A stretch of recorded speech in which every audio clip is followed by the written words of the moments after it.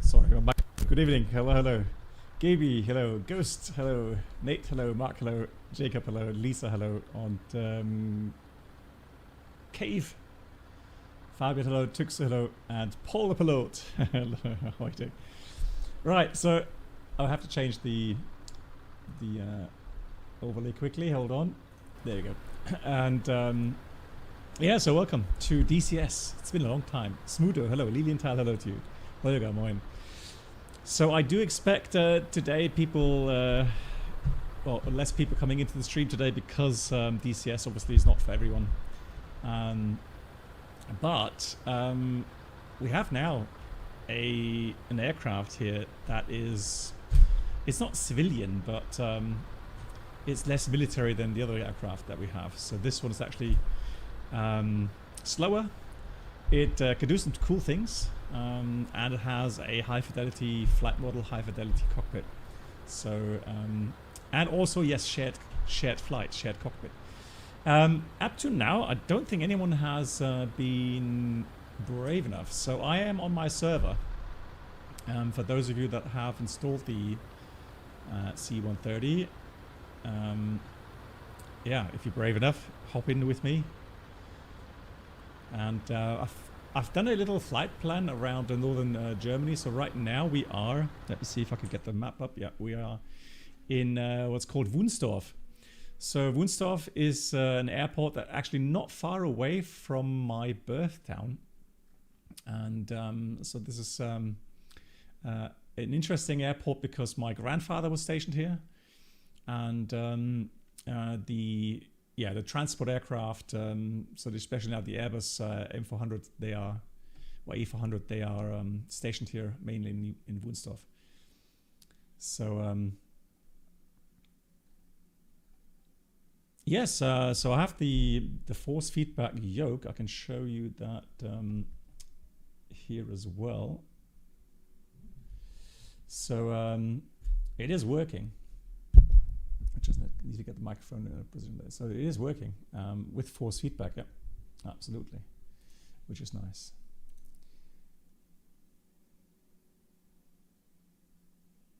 Well, Gabley, I mean, like I said, just hop along. I mean, you know, you can just watch. I mean, I did some tutorials, and I think I am, you know, I'm trained enough now to take off and land and navigate and use the autopilot. So what we're planning to do is, you know, have a good look at the aircraft, get acquainted with it, see what features it has, and then, and maybe some clever people here, hello Luke, are able to help me out because while I have finally been able to, hang on, Mark, finally been able to, oh, hang on, DCS message. Oh, nice. Okay, so we have actually someone maybe from DCS in the stream.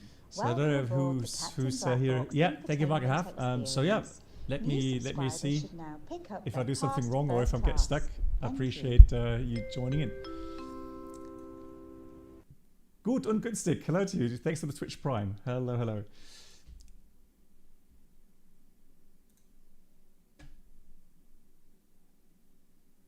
Okay, so I'll just quickly write him a message.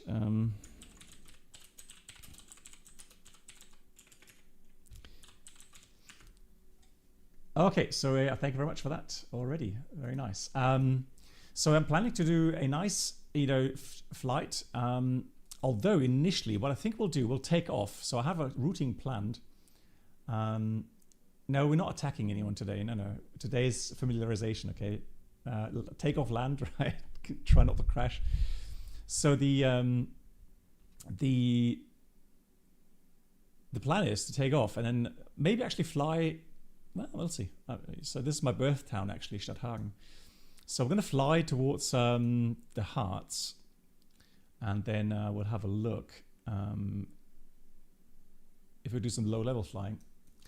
And then, hey Svenja, and then we'll go, you know, return to routing and fly to Bremen, do a low approach there. And then I'm planning to fly around here, northern part, and then land in Hamburg. That's the plan. So if anybody wants to fly along, shared flight with me, you know, feel free.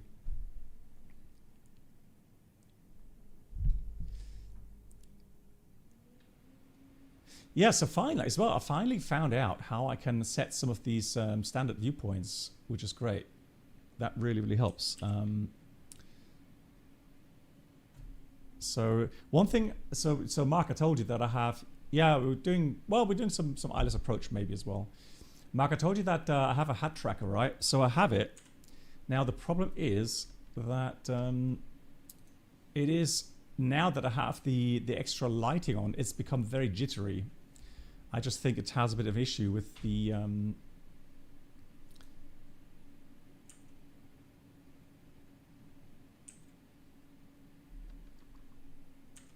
what's happening now? Why isn't it? Oh, there we go. Although, yeah, that's a problem. So it is. It didn't do that this afternoon when I tried it out. So I don't know why the track hat is jittery. I just think it's probably overexposure. So we'll have to tune that down. Yeah, the thing is, I have to tune it down, but it doesn't matter. I mean, I have some good viewpoints set already, and then we can try. Someone was asking me now if there's nobody there to fly shared flight. Hey, Daniel, and Zajiel Moin. Then yeah, you know, could talk a little bit about the aircraft itself. So the aircraft add-on does come with tutorials. So I'm just going to quickly leave the server for a minute so I can show you what it actually does have. So if you go to training, I have lots of add-ons, as you can see. But, you know, it has cockpit overview training, cold and dark startup training, power up, right? Cockpit preparation, engine start, taxi takeoff, autopilot basics. So, you know, there's literally approach and landing shutdown. So there's literally everything you need to you know, to go through and quickly learn how to start and fly and land the aircraft. So it's all there. Yeah, so Ghost, it's a new kind of hardware that is somewhat similar to Trek IR. However, it doesn't take any, you know, you don't have to wear a hat or you don't have to wear anything that has little light bulbs on the side.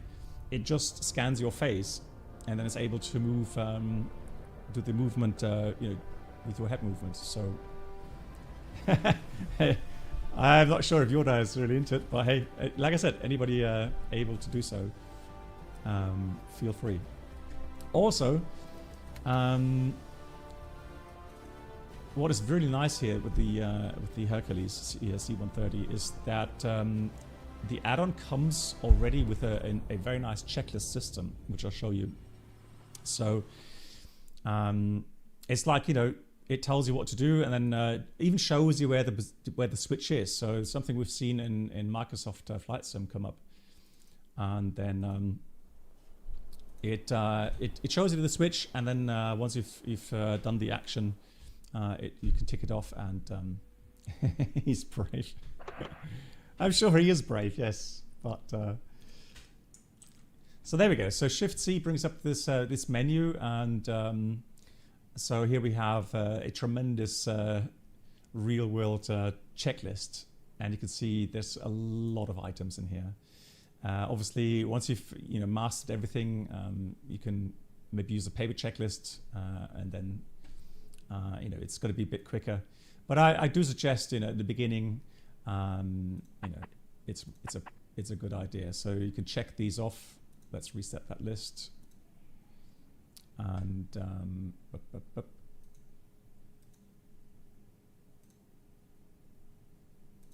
so let's go previous again.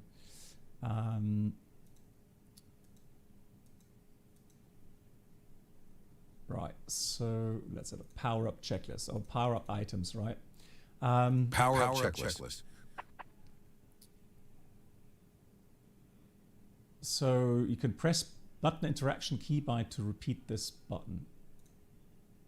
And you can have speed, how it reads that. Now, hang on, let me just see. I need to select the button for that. Button interaction keybind, because I've not done that. Yeah, Gaby, like I said, I'll do the flying. You could do some fun stuff like use the microwave, make us a pizza or something, and then walk around in the cargo hold. That's something you could do. I'll show that in a minute. So let me just have a look here. Search. Let me just have a look. Oh, hang on. Yeah, I'll admit you in a second. Hold on. Okay. Accept. Let me know if it works. Oops. So I'm not sure. You're with Discord. Alrighty. Let me see. Cool.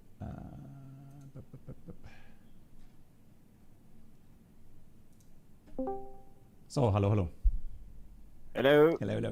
So let's start boarding.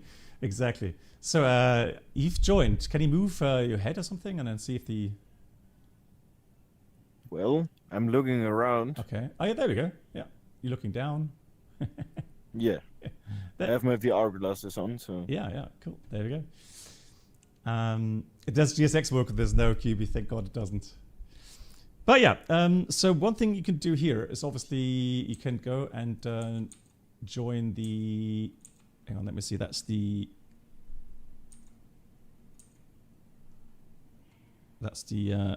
engineers panel, and that's the cargo hold. So I can walk around here, which is very nice.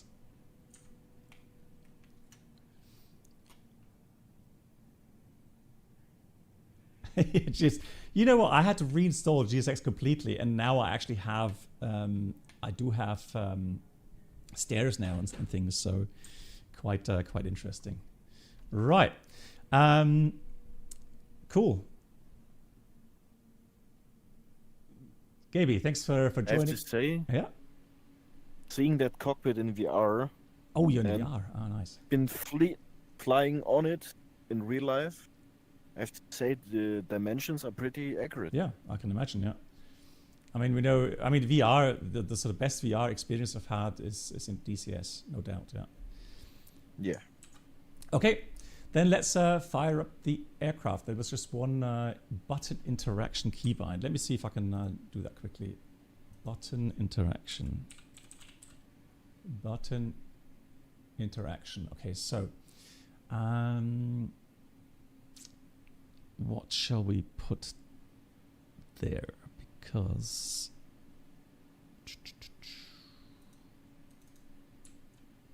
whoosh. Yeah, let's do that. H. Okay, let's see if that works. So this reminds me a bit of Toto's oil cooler flaps automatic. Right. Yeah, so we've got to put them all down.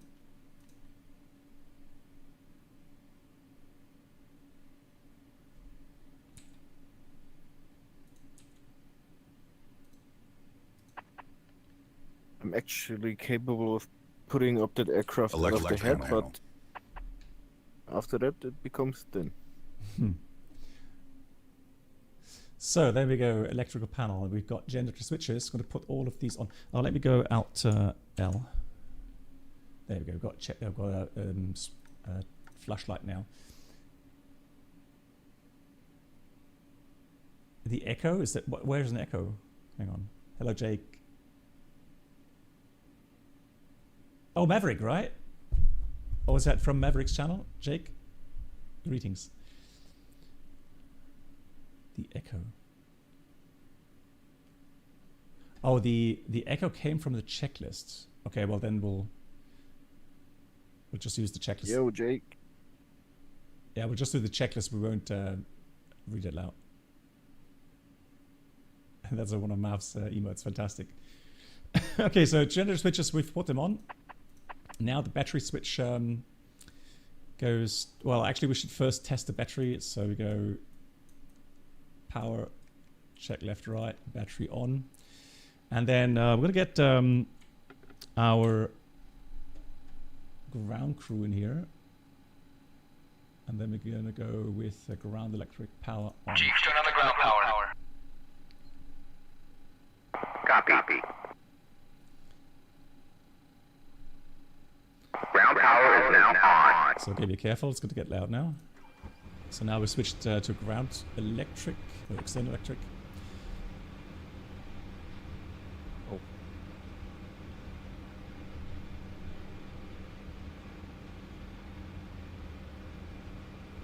Still echo the ground. Oh, okay.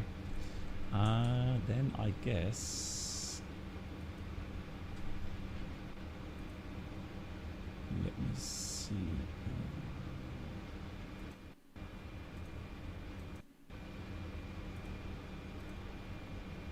Headphones.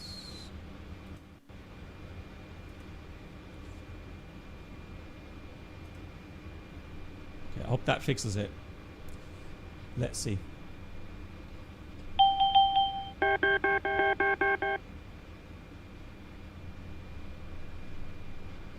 Okay, Gaby, can you do a test? Such as sound test? Stabilizer motion. Sound test. Hang on, let's try again. Someone else is just... So testing. Test 1, 2, 3. Now you. 1, 2, 3. Oh, the echo's gone. Yeah, that was a setting in the... How did you create snap views? It's I watched a tutorial video. It's the game voice. Hang on. Let me see.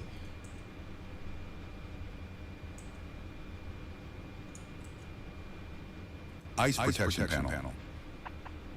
I'm gonna align us here. Mm-hmm. How can that be echoing? Still echo.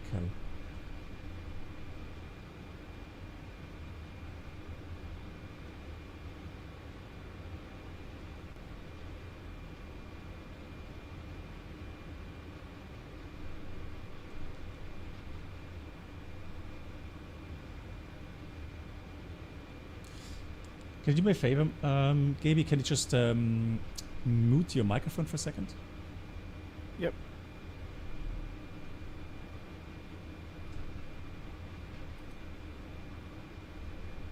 Propeller switches off.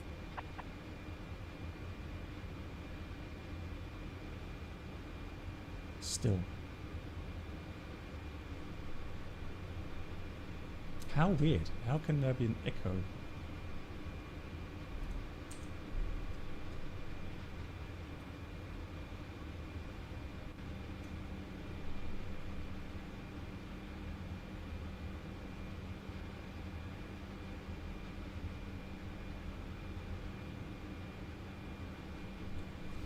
No, OBS. Oh, hang on. Desktop audio. Let me try this setup here. Now try again. Hang on. Welcome aboard the Captain Black Hang on. Twitch channel. Thank you so much. All that was blue for the 12 months. 1 year. New subscribers, please make your way to the first class cabin. A complimentary drink, snacks, and premium flight entertainment will be served. Thank you. Yeah, let me just wait until that finishes and then. So we ditched the tube liners for military planes today. We did indeed. Thank you so much for the 12 months once again, Ultras Blue. Very kind of you. All right, let me try that again now. So this is now the normal kind of stream setup I'm using for Microsoft Flight Sim. Engine switch off.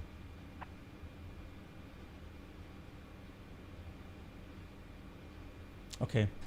Then it has to do with... okay, I'm going to leave this window then. I'm just going to get rid of the Microsoft button there. Okay, thanks guys. Yeah, thanks for feedback. Yeah, that's okay, you're fine to come back with the microphone as well. Cool, thank you so much guys for the feedback. Right, so we were stuck on external power. So now we're going to go through the ice protection panel. Make sure the switches are off. So we have propeller switches off, engine switch should be off, wing and wing EMP switch should be off. And anti-ISDS switch on de-ice is correct. Pitot switches all off. Checked all off. And then the NESA heat switches are off as well. Bleed air panel. You sure? They're on my side. What? Welcome aboard the Hang on. Captain Black Box. The NISA Twitch heat channel subscribers are thank on you. my side. Could No. new subscribers please make your Is it way a to the desync? first Yeah, class could be, cabin. yeah. No, they're off. Complimentary drinks, Okay. snacks, and Well, they premium flight should be off, yeah. entertainment On my will be screen, served. they show off. Thank you. Thank you so much to Captain Mitchell. Hello to you. Evening 26. Smile, how are you I'm doing? doing well. Thanks for asking. Busy. Been trying to learn this bird today. So yeah, and it's enjoyable. Very nice. Cool. So let's quickly go through left isolation valve, right isolation valve divider, all in auto. So this will be closed, and this is an auto position checked. Nacelle shutter valve switches all in auto. So that would be closed. So these are all in auto. Pressurization panel. Auto rate switch in norm. That's this one here. And emergency press switches cover guarded in norm. Fuel management panel. So these dump switches covered closed, and tank select switches off as well. Fantastic. Exterior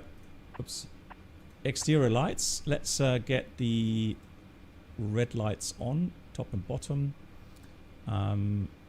Norm flashing is fine. And then bright and dim. We'll have bright daylight operations. Yeah, we'll just fly today, Captain Mitchell. You'll see how complicated it is to fly, to learn, and then you can make a decision. What do you mean? Yeah, so I hear an echo. People hear an echo. I did not hear the echo. It's people hearing the echo on the stream, so I don't know where. So somewhere there's two audio lines into the OBS. So I'll have to fix that later. So FADEC propeller control panel, which is down here. So so that will be set. Now this is all the guards are open and the switches are in norm position. There will be two resets later on. So FADEC full authority digital engine control. We know this from the jet engines as well. So yeah. So the only thing, guys, I can't explain it. How to do your custom views. The aircraft, very often the aircraft come with custom views. And then you can select a certain view, move your camera around, and then save that new viewpoint. It's a bit tedious at the beginning, but at least it's built in. You don't have to get a special external program for this. But yeah, again, I can only recommend YouTube for these kind of questions. There's some good tutorials videos on that.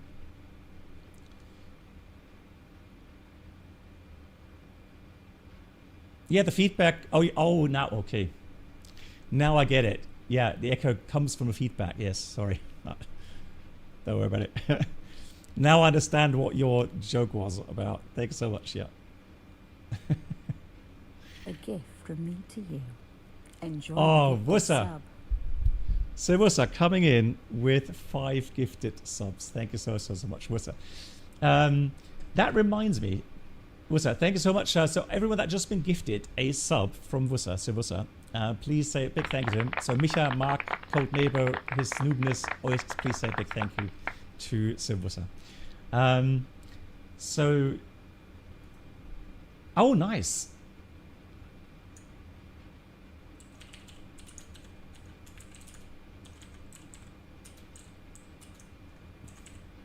Hang on, just reply it.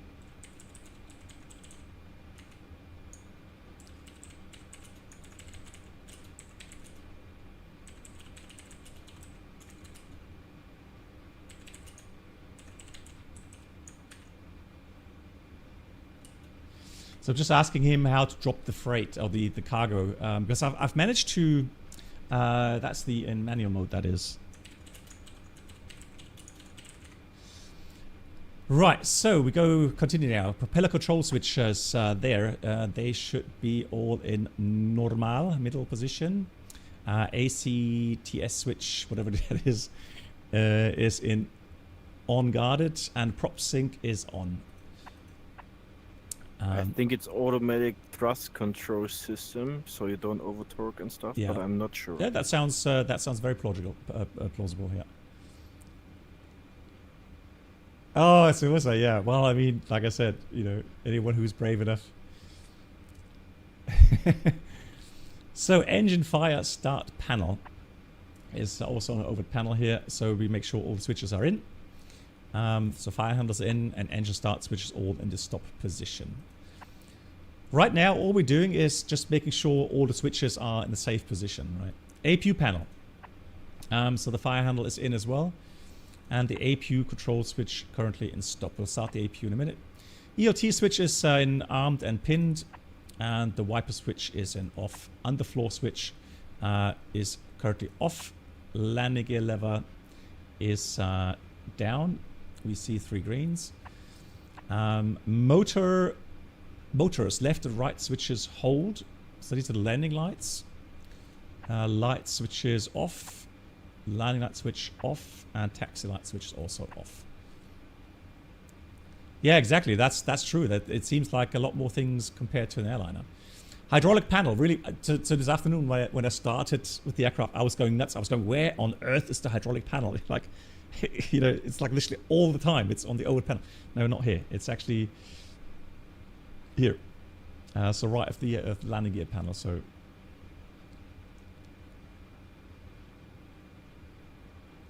okay. So that's so now I'm getting some answers regarding that. So we should be able to drop some cargo today, hopefully, because now I know what I've done wrong. I think I didn't set the flaps. The ramp was open. Okay, thanks so much for the tips. Good. So anti-skid switch is on. Auxiliary pump switch is in off right here for the auxiliary power later on. Pilot lighting panel master. Okay, so we can go have a look here. So later for the could dial up some lights so that you guys can see the dials a bit better maybe. There we go.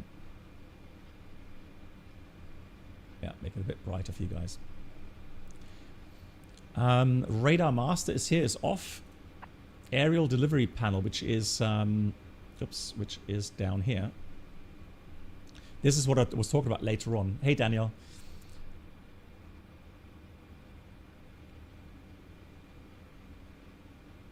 Okay, Yoda, no worries. Yeah, I will. But hang on, you can download them from the server, right? Yeah, because they're on the server, so in the mission folder, you can simply copy them from the server. So aerial delivery panel is here. Ramp door switch off. Air deflector switch is closed. Defensing system panel master standby. ECM is standby. We have TCRM standby, so the mode. And the TACDS jettison switch is guarded off. Battery test was already completed. Battery switch is already on. Battery test was done. And then we've done the power up already a bit prematurely, but... So now, we can start the APU. Now, before we even do that... Yeah, Jacob, yeah. So literally, as I understand it, we can have a look after engine start. We'll have a look at the... We'll do a flight control check and we'll have a look at the flaps, see how far they go down. So let me put this first of all to ground idle with the thrust levers. I'll have every thrust lever mapped. So the first thing really you should do is have a look at your panel here, and there is a circuit breaker, electronic circuit breakers. That reminds you of the 787, which also has electronic circuit breakers, right? Now, for engine shutdown, for the shutdown procedure, you have to set those CBs to off for whatever reason. I'm sure there's a good reason for this. I've never seen an aircraft where you have to do that. However, I've heard already somebody try to start the engines. And so if you don't reset the circuit breakers and follow the exact procedure, your engine's going to be on fire. Just saying, okay? So I can confirm. Okay, you've tried that as well. Cool. There you go, Gaby. So weird as it is, what you have to do now is actually reset those circuit breakers. And what you have here, you have numbers 481, 482, 483, 902, and so on, right? So all you do is you just simply type those numbers in here without any slash, anything like that. And then let me try the engine ones first. So reset, verify reset, press it again. Takes a few seconds and there we go, bam. Now they are reset. 108, 109, 6. I'm sure the checklist will tell that later on as well, but I just want to get that out of the way. And again. There we go. Now the system is clear. I can go back to the normal engine display. Hey, Luca, did you do that? The procedure? Okay. Now, I know on the tutorial there was a test also for the fire warnings, which are, now let me have a look. That should be, no, that's for the pushers. Let's have a look. Engine, engine diagnostics. Oh yeah, and we also have to do later on an NIU reset. Before I forget that later on, but right now we'll do something else. I want to try, let's go diagnostics.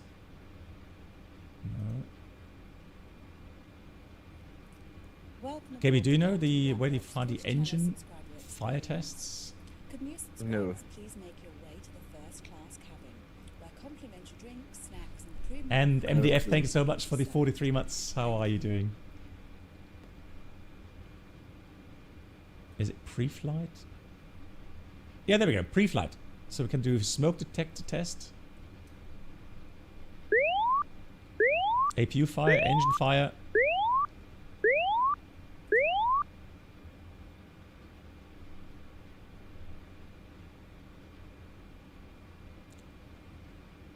QB, yeah. Hang on. We're still in training, okay? So don't stress me, okay? Right, so we've done the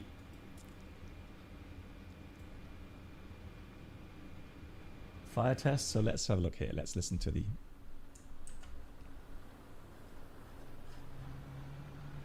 So on the side, you can see the APU inlet door opening up.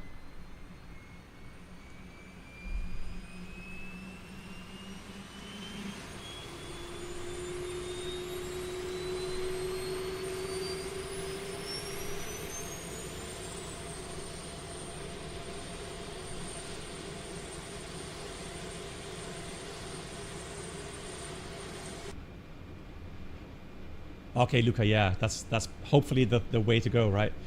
If you do it correctly with the procedure, then it should be fine. Right, so we've done the APU control switch start run. Oh, we should have put the alarm button to on, but if required, it wasn't required. And then the power source, we'll switch that over to APU power. So now we can actually let the ground know that we don't need the ground electric anymore. Chief, turn off the ground power. Before I forget. So we've done that. Now Copy. we're gonna check the ACARS messages, not the Ground ACARS. power is now off.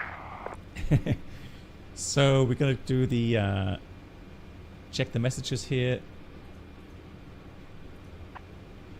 And then ECBs, yeah, so this is what we've done already. So we've already done the reset all the ECBs. We've done that. Now bleed air panel, set if APU bleed air switch is available, which is. So we're going to do that to open. Now we're getting bleed pressure from the APU. And bleed air pressure checked. Air conditioning panel set as required. Now I'm already going to try to get these power on. Underfloor fan on as well.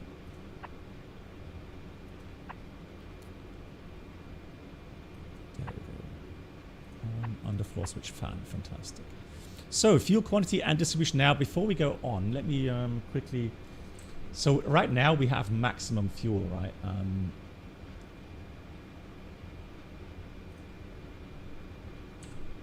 The question is, can I take over controls later? Because I haven't found a setting for that, or is it not implemented yet? You know that maybe? Well, try to move the yoke right now, or the joystick right now. No. Okay. Hey Ted, no, we're flying DCS. So let's go rearm, refuel. So, so we're gonna have a fuel, let's say 50% or let's say 60%. I don't want full blast. Now the cargo, there's a nice loading section here, which we'll open up in a minute. There we go. So right now, total weight is under 35,000 pounds. The maximum is under 75,000 pounds. Now I just showed you. Request refueling. Request rearming. So I just showed you that the Copy. yeah, the cargo hold right now is empty, right? What we can do is, right now the safety guard is so that we cannot open the cargo door and the ramp, because we have weight on wheels. So as long, oh, press C to ask for controls. Okay, there we go. So later on you can ask for C. So press C and then ask that, that way for controls. Yeah. Thank you, Jilu.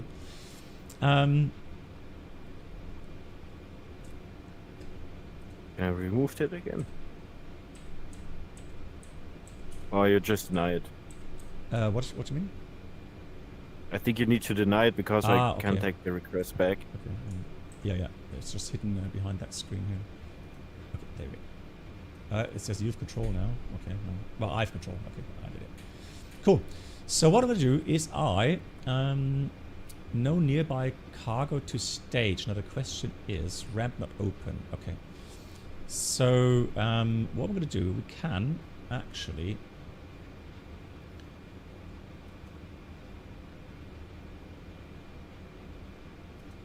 Let's see. I hope I find that pre-flight.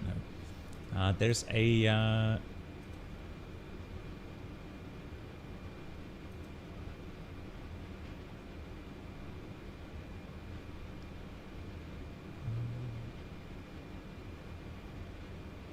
Is it caps? No. There's a menu where you can actually. Switch off that weight on wheels. Let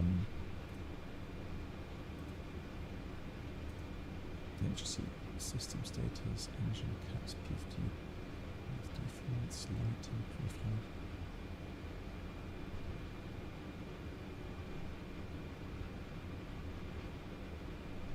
Yeah, pre-flight menu. Ah, there we go, found it. Yeah, this side. So, no, hang on. There we go. So now it should be off. Cool. All right. So let's have a look. Don't need that. And we want the we need the auxiliary hydraulic on. Just heard the. So now I can set it down here, ramp down as well. So let me see if I can go into the.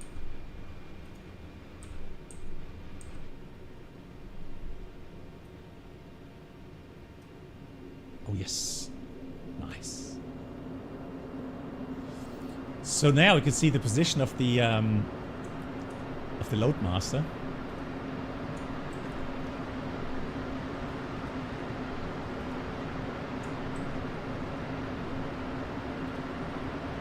So we can actually walk outside, and I saw that some people were having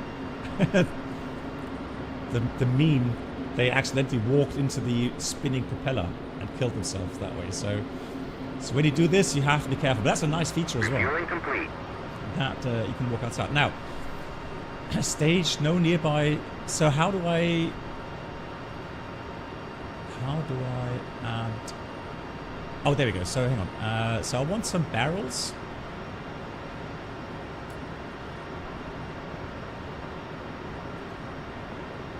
I think I will hop into an C-130 and maybe we can do some formation flying. Yeah, absolutely. Yeah, absolutely. I guess it's a bit boring if you just sit there and.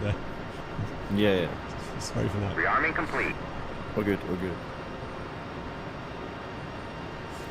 So the thing is, somebody was saying, you select your cargo, it'll spawn outside. So you mean you select the cargo through the normal menu?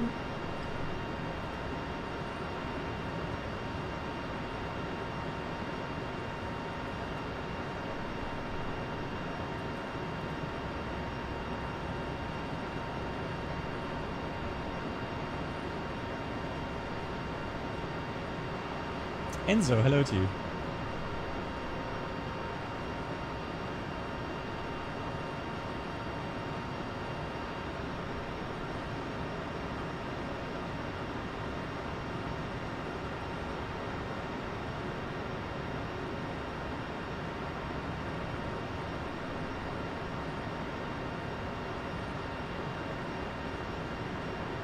Ah, okay, so no, so yeah.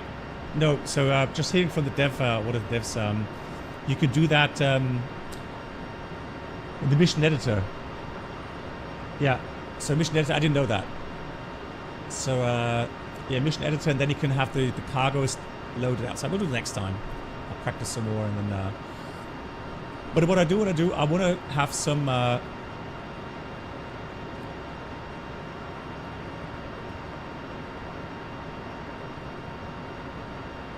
Some containers. Ooh, that's a big one. So for stuff to drop later on, right? So let's load that as well. Wow, that's 9,000 pounds, that container.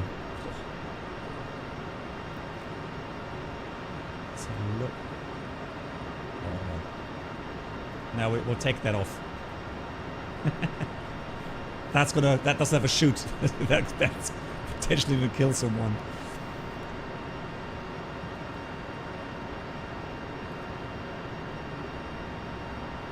No, we're not gonna drop the MOAB today. No, guys. No. I know you guys love that, but no. Some ammo. Well, no, that you can't drop that, can you? Oh, hang on. The question is. So for that there, what parachute do I need for that? The Echo or Delta?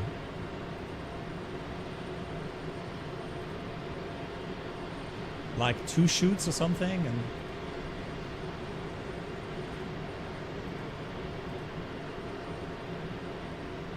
And a whistle. So yeah, apologies that I didn't really study all of that stuff. I was so busy just getting the aircraft running. Some barrels. Right, let me just... I'm probably doing something wrong, but there we go. So we've got this, Now, I do want to lock everything. Right, so make sure that all of that is locked. Okay, so the chutes... You can adjust the chutes, number of chutes, and or depending on how fast you want the cargo, obviously, to then descend. All right, what we're going to do, we're going to leave it as it is like now, okay? So we'll do that. And then hopefully we'll be able to drop that somewhere successfully manually. So there's an automatic drop, but you can also drop that manually. So we're going to try the manual. Right, let's get the doors closed here.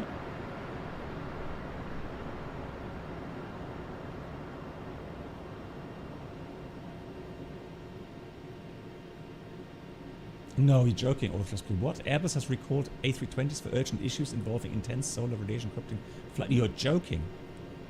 What? Well, I'll have to read that out later. My God, that sounds horrible. How do you know if the CG is okay? Now, that's a good question. That is a very good question. It's a very valid question as well, because normally we would have a you know, kind of a graph or something that would show you that. But yeah, that's definitely a very legit question.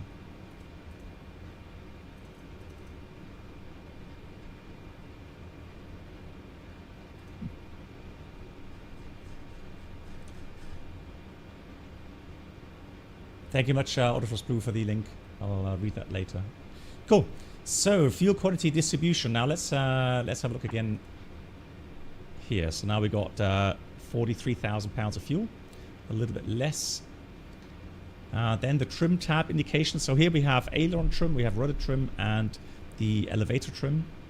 So later we'll do a trim check. Here's the flap indicator, kind of old school.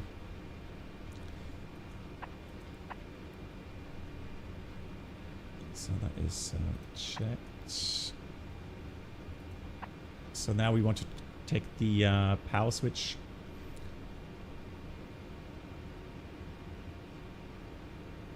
So down here, theoretically there would be now a test. So you put this to emergency for the elevator tab and the trim. Oh, that's interesting. My yoke actually moves forward and backwards with the trim. That is funny because, like I said, force feedback.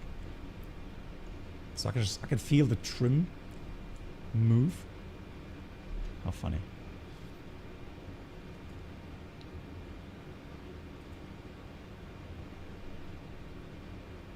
Although on emergency, the trim switches, at least on the... So here, if we do that through that center switch here, then it should not move, should it?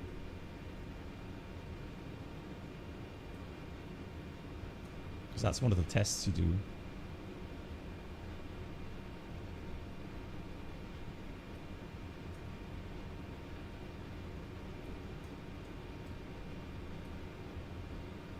It does move. But now off, it doesn't move. Right, I'm going to put this to norm where it should be. Hey, Voyager, moin. QB Wunsdorf near Hanover. Aileron trim. Just make sure that it's pretty much centered. So I'm not sure if you guys can see that. Rudder trim is also centered. Right. Now, CNI MU. So that's literally the ACARS unit here. Or the MCDU, if you like. So first thing you want to do is align the aircraft. So database checked. I know it's an old database, but right now I'm not sure how to update that. So then we'll use the autonav. Interesting that's already done that. But normally I have done it. Oh, you've before. done it. I thought so. I thought I didn't touch that. So okay, makes sense. All right. So we have autonav and then master avionics on. That's all done. Line position verified and autonav is set. Somebody also was asking if the if the aircraft does have route legs, departure routes, arrival routes. It does, yeah. So, so the PALP checklist is complete. We'll get to that in a second. Let's do the checklist here. Oxygen. So oxygen is down here, and for that I need to quickly do that. Oh. Sorry.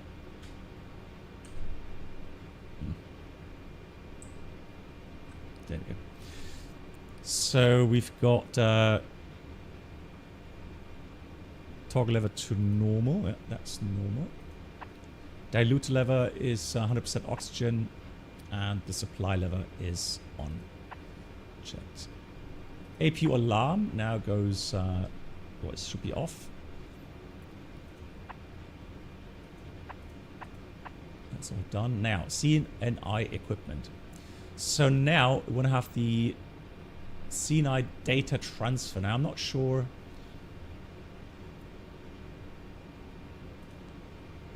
how that is going to work. So I'm going to put in Hamburg as destination. We'll take Bremen as the alternate. Departure out of Wunsdorf. So Echo Tango November Whiskey. Yeah, we need Luigi. Runway 26 is fine. And so that's just one waypoint. It's literally just one departure and runway, and then we'll go visual. We'll just fly visually. However, later though, what I want to try is for the arrival into Bremen, first of all, runway 27. Okay, so data transfer is not implemented yet, but it should be implemented later. And that will be then from the mission editor. Thank you. Cool. We'll take the Verit 3 Papa. Let's review that. Oops, so we have... let's look at flight plan again, legs page. So we have from Whiskey... So these are waypoints that I've programmed, but at some point we're going to go direct to Verit. All right, and then fly the Verit 3 Papa to Bremen. Then we're going to plan to fly the ILS.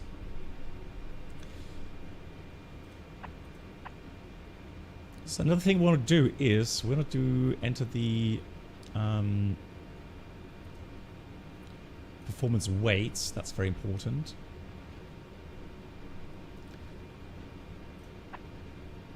So fuel is 43.8 thousand pounds sensed.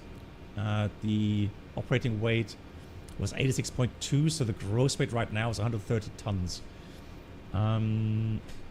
Let's see, can we have that here?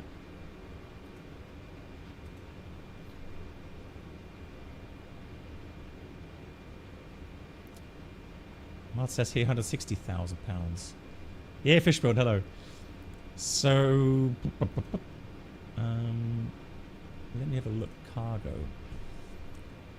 Yeah, here it says gross weight 142,000 pounds. So that way I have to change that. Payload, that's why. So we're missing about 12 tons of payload. Let's do 12.8. There we go, 142.8. Perfect. Now we're matching a gross weight here. Why is fuel 100% again? Hang on. No, that was just from the... That's an interesting question. 43,000 pounds.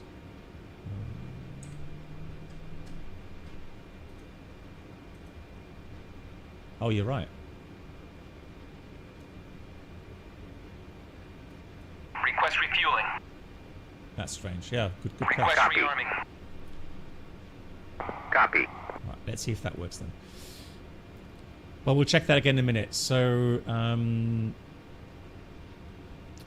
you could put in the trip fuel, etc., and that sort of stuff. Now today we're flying visual mostly. So let's do that. Drag index. What was the drag index here? Was it like 5 or something? We'll take the ILS 23. 10, thank you. He's so fast. 10, I'm just looking at the Discord screen. 10, thank you. Yeah.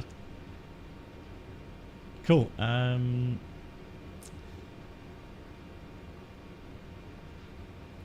then what do I have to fill out here on the top right side? There was another thing here. Was that like the current departure? Echo Tango.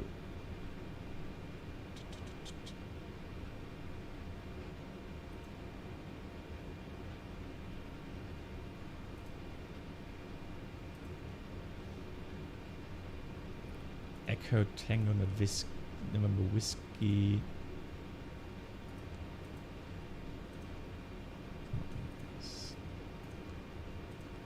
Yeah, and then 27 or something.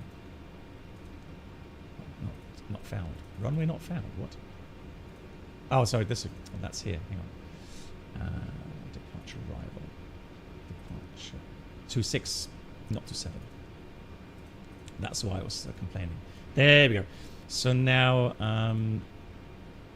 go to index 1, activate, execute. Yeah, and then so performance weights. Now let's check. Yeah, now we got 137.6 now. Refueling complete. Okay, so there we go. So now it says a little bit less fuel there. So now we're supposed to have 137.6, which is correct. Right, so that does add up. Cool. Then the runway slope will take as 0 here. We have surface wind, I think pretty much calm. So let me just put it 260 at 3. Temperature. Where do we have temperature? Oops. Rearming complete.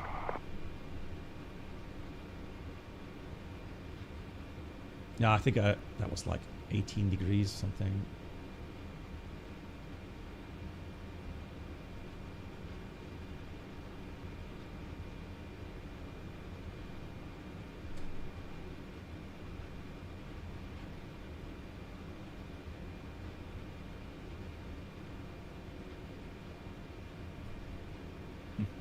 Don't see any indicators anywhere. Hey, Marco.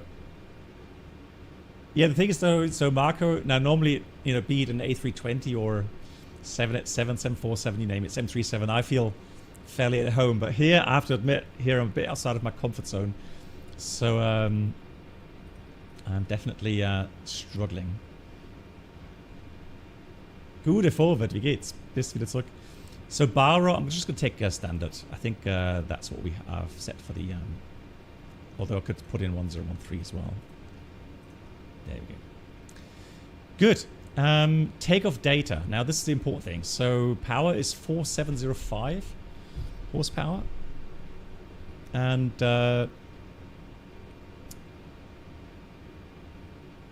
so we have 102, 114, 130.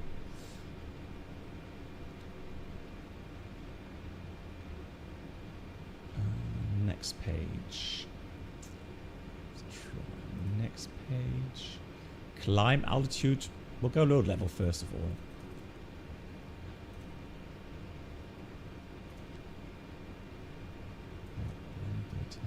Let's learn data later on. Cargo weight miscompare. What? Why? Hold on.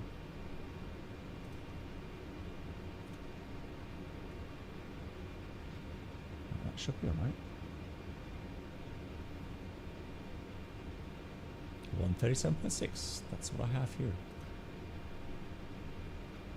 Right. We checked it, okay? So we should be fine. So one more thing. Now I have to set... so that was performance climb. Right, next.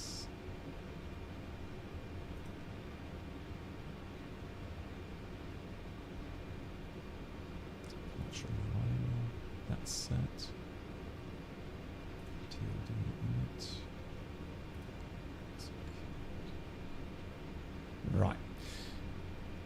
Good. Let me just go into the takeoff page here real quickly.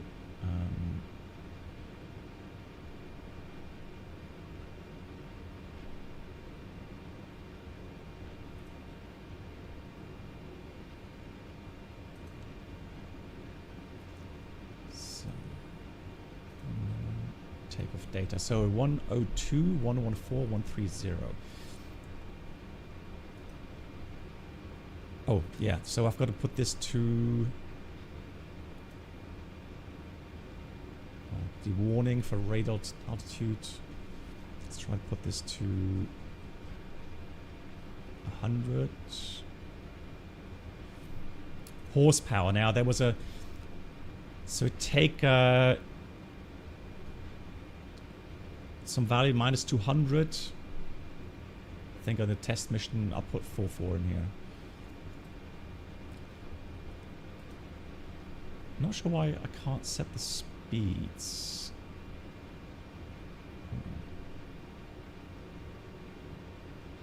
102, 114, 130.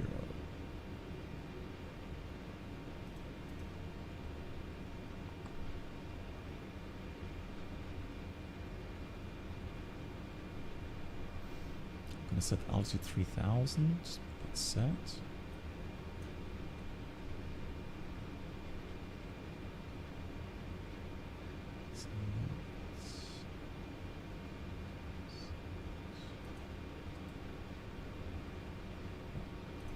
Now, flight path angle for the climb out was like, for our weight, I think 7 degrees would be fine.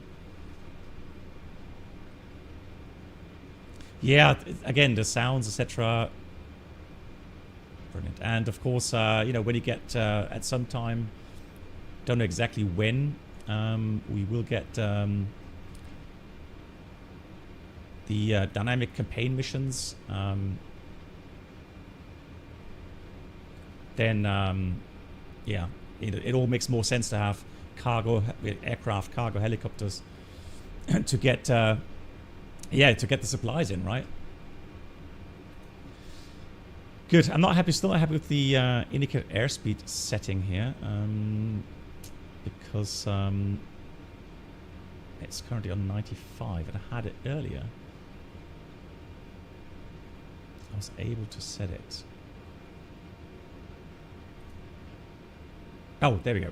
Found it. So 102. Now I found it. Stormfly. Hello. So that was 130. What was the? Was it 104? Let me try again. So we have index performance takeoff data. So 102, 104, 130. Yeah. And that's it. Now it's set correctly. Ah, cool. All right. So mission DTC not installed, just for reference, not important. Maintenance DTC not installed, and then anti-skid. I'm not sure, that didn't go away earlier either, but we'll have a look. So we've done all that, meaning we can go ahead and look at the checklist here, and I promise we are almost finished, almost for engine start. So route set, flight plan checked, IFF, TCAS. So for that today, we don't really need anything of that. So we don't worry about those things. For the code either. ComTune. We'll get to that at some point. So we've done that. No Charlie system. Yeah, so we've done all that. Weight and balance, performed in it, told in it, takeoff performance, align those, check, flight plan. Then we've got system configuration. Yeah, checked for takeoff as well. These speeds are in, fantastic. RWR on and set now, RWR.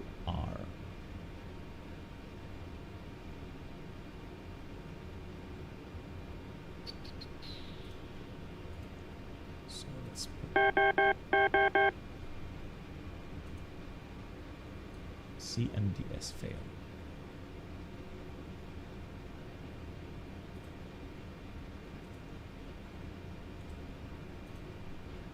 As he's typing.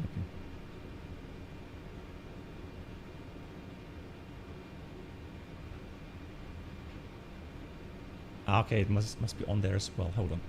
So let me go back.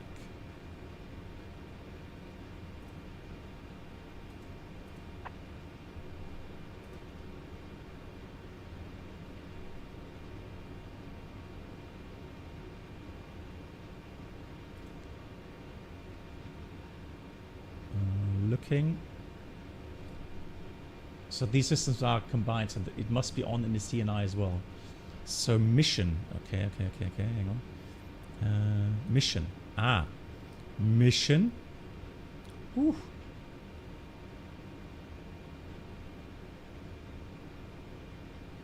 Defense system. Defense system.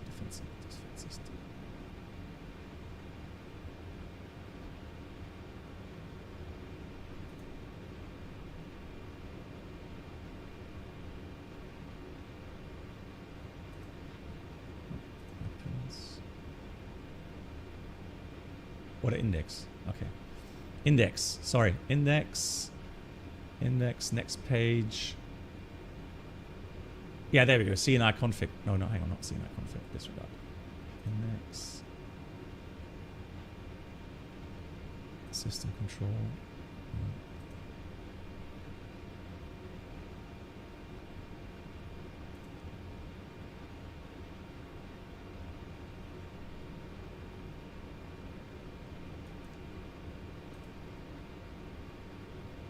Yeah, okay. No worries, no worries. Oh, there we go, found it. Okay, defense system. So master power on. And then RWR on. Okay. Cool. Right. Yeah, now at least it's not... thank you so much. All right. At least now it's not complaining.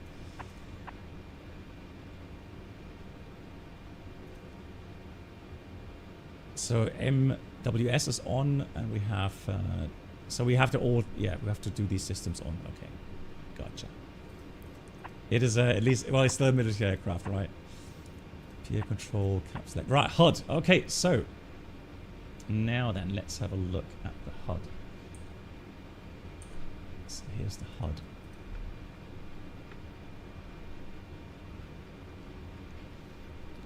Then what we'll do is we're going to put the HUD, pull that on, nav and tactical. Nice.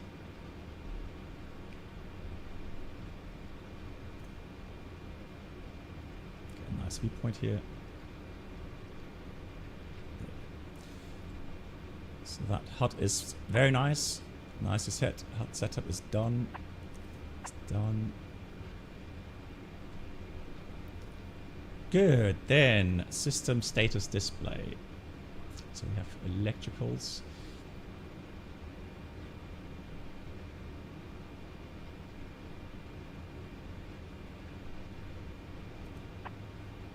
PFD, prime flight display selected.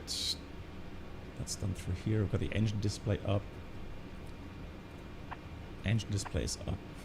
And then the ACAWS is checked. Bleed air panel set. So bleed air switch is on. APU bleed air switch is on. We have the bleed pressure checked. Then, yeah, again, the pressurization panel is set. Auto rate switch. That's guarded. Mode selector auto. Landing constraint outset departure elevation plus 500, so that's going to be 700 initially. For Wunstorf. Yeah, fuel is steady at least now, thanks. So we have those powered on. Temperature controls auto set. Cross flow valve switch is in auto. Underfloor fan is on. So fuel management, set tank to engine dump switches are guarded. SPR valve is closed off. Cross ship switch is closed. Transfer switch is closed off. Cross feed are off. Tank selectors off. Fuel quality distribution is checked. All right, flight instruments. PFD is on my display for takeoff. So nav radar display set on AMU.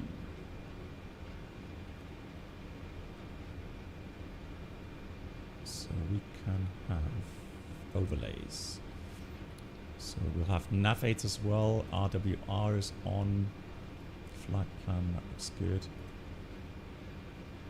Are we taking off from 2.6 or? Yeah, 2.6, yeah. Exactly. Okay. Let's do that.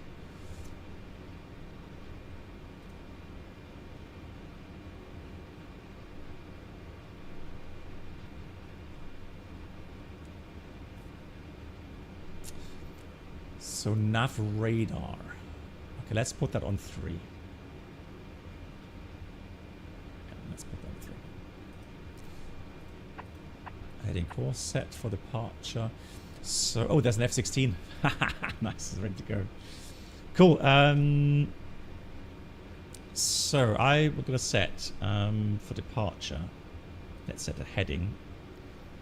Heading is gonna be 260. Is set. Altitude selected when we climb up. Real altimeter is between +1 and 3 feet. That's correct. Radio navigation equipment. Yeah. Today we don't really need any of that because we're not flying online or anything like that, so that's fine. ADF stuff. Channel.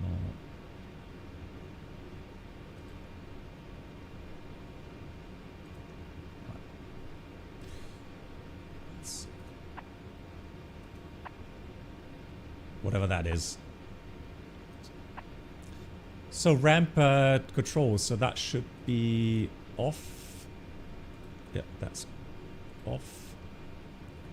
And then hydraulic panel anti-skid switch is on. And we have EMA brake selector, EMA, emergency. Box pump switch is already on, checked.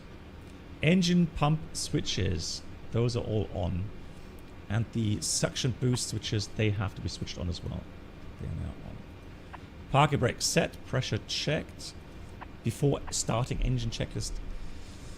Marcos, I was initially, but of course it was too boring for a co-pilot. As you know, if they're not familiar with the procedures, or we don't really have a good layout for, you know, who's doing what. So he got bored. So I think Gaby, that's you in the F-16, correct? No. Nope. Okay, so let's see. Is that a QB or something? Could be.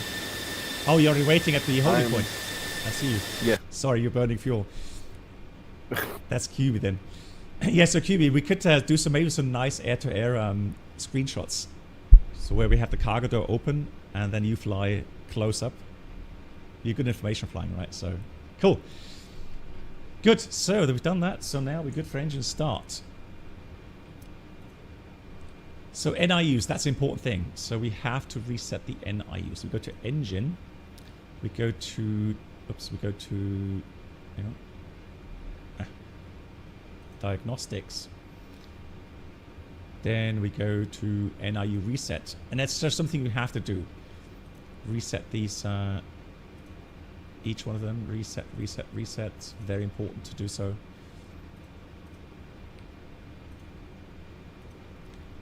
So without that,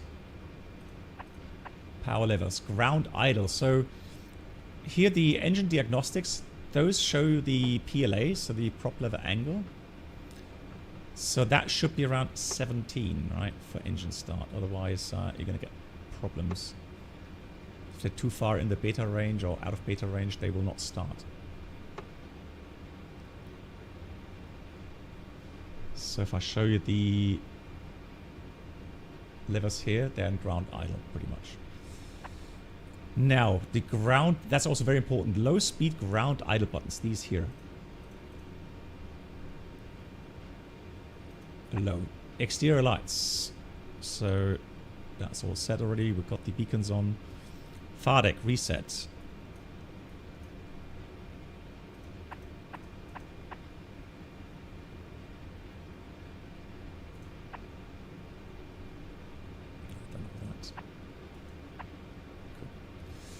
Good. Guys, we're ready for engine start. Unbelievable. All right, let's get into the outset view to make sure we get, and we start the engine 3 first of all. And there goes Gaby. Oh, thanks for the applause. That's a spicy departure if I've ever seen one. Nice. Okay. So we're gonna hit Standard procedure in Wunstorf. Yeah, absolutely. Trust me. Good. Okay, so we've done everything. APU bleed is on. That's good. Noise abatement yeah. Right, so we press that to start until the green light comes on. So that's boxed. Timer started.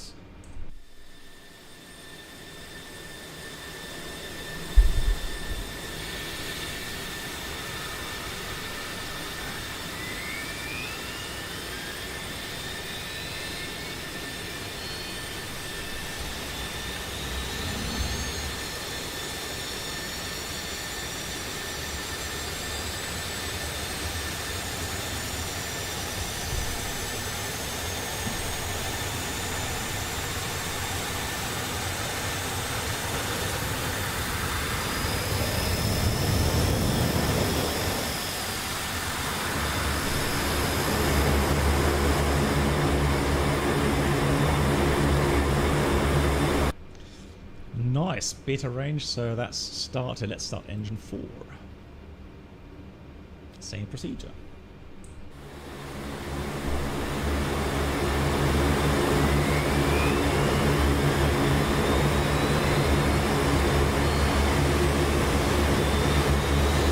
Did the German Air Force ever have Hercules?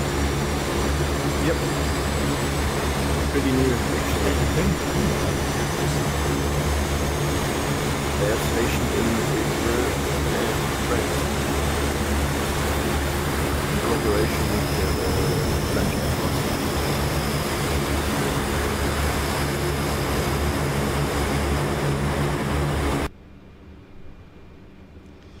Right, good engines. 3-4. Let's start engine 2.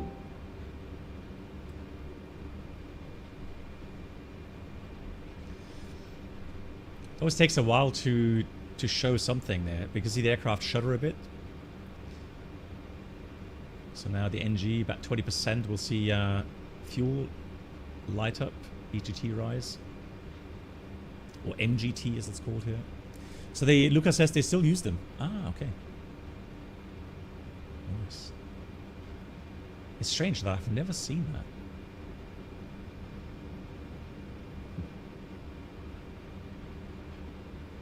Here comes hydraulics, I assume. The yoke or the elevator going up.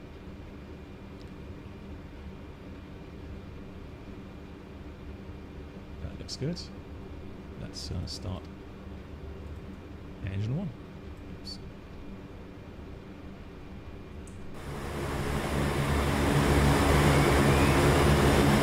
Hey Kalium. So they have 6 C-130s based in France. Oh, okay. See. It's called the bat. So, like the animal, but it's a mission aircraft with blah blah blah. Squadron. Yeah, so they called what again the name? Bats. Bats. Bravo Alpha Tango Sierra. Bats. The bat, like the bats. Ah, Yeah. cool. Nice.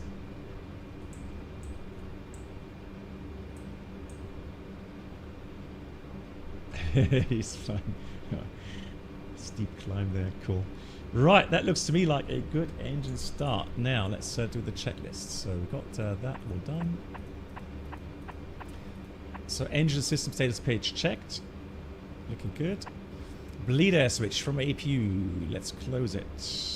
Closed. Air conditioning panel set. What? So the FLT, STA, those two are on. Underfloor is fan. Starting and checklist is completed. Let's do the before taxi ice protection panel. Well, it's warm here, so there's nothing really to set here. So engine anti-ice can remain as is. Engine anti-ice are in auto. Bleed air panel APU switch is closed. Then wing EMP auto. Yeah, these are auto engine. Propellers 1, 2, 3, 4 all in auto. Set. Cool. Then power levers. Now we've got to be careful. So we've got to put these back to. That was a bit confusing early on, but we have to put them into normal idles, so kind of normal ground idle. Because otherwise, if we switch off the APU, then hey chain reactor, we're going to have power loss. Because then the electric generators will not have enough power or enough RPM to power the electrics. Right, radar is on. SPR drain on if required. Before tax check is complete. Nice. So, I appreciate your patience. I mean, this is a lot to go through. Oh yeah, and before I forget. We'll do a FARDIC reset one more time. Close those. And then we'll have the taxi lights, which are down here.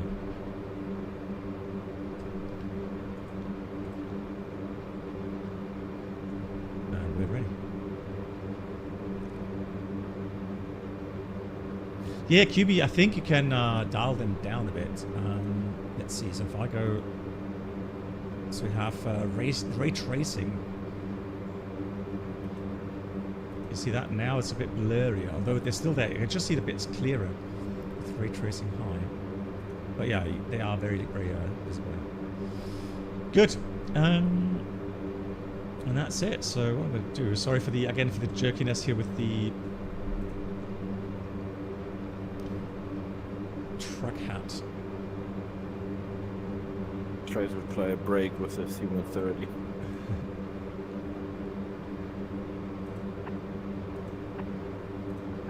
Brakes checked, emergency checked, normal checked. Okay, so brakes.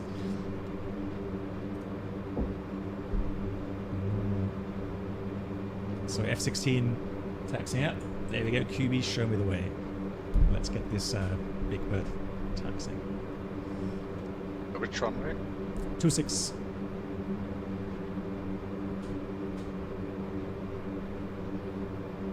Exactly. F-16, follow me.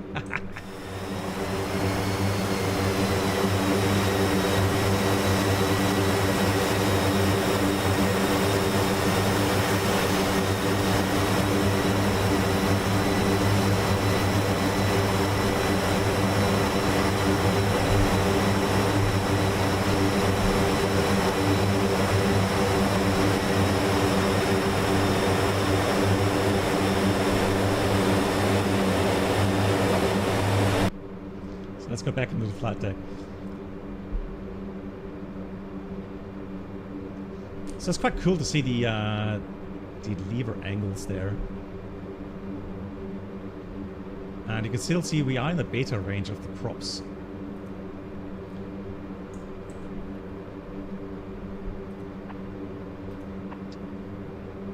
Oh, come on. Let's move. Good. Flaps 50%. That's interesting for takeoff. 50% flaps for takeoff. But I have to set the flaps first for a little bit, and then I'll check them. See what they are set to. Say they go move a bit too far. There we go. 50 degrees set. First landing try. Touch and go. So a flap set, trim tabs set as well. You can have a look here. Elevator for takeoff.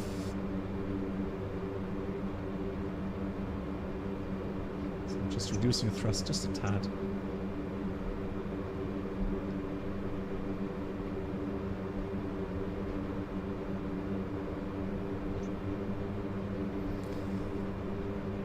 So all set. Flight controls. Oh yeah, flight controls. So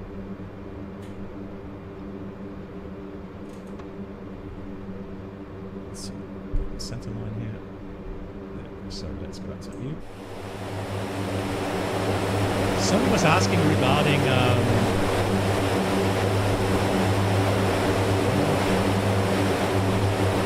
can you put the flaps to 90? See how it looks like.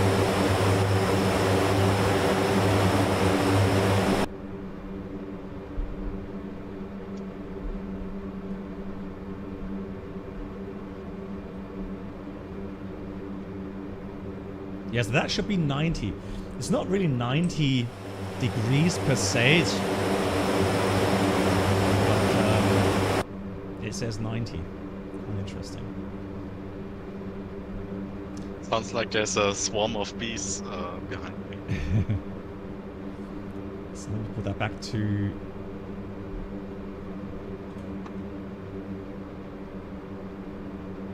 $50.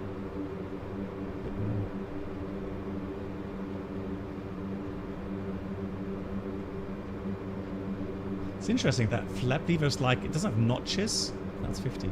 It's just, hey Lee, good Abend. Right, crew briefing, departure visual, so departure on runway, then we'll proceed visual to the south towards the Hearts. Nav 8's not required. We could set the autopilot 3,000 feet initially, but we'll go low level later on.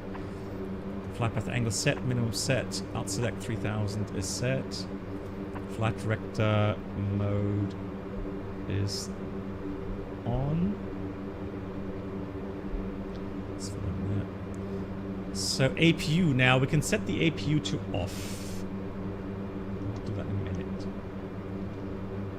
Good flight QB, see you in the air.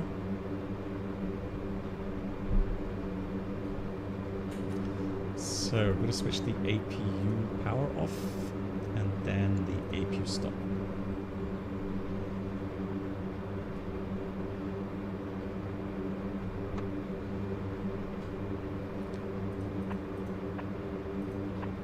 So circuit breaks were already reset. I can check the circuit breakers again. I mean, yeah, ECB's all reset. There goes QB. High performance takeoff.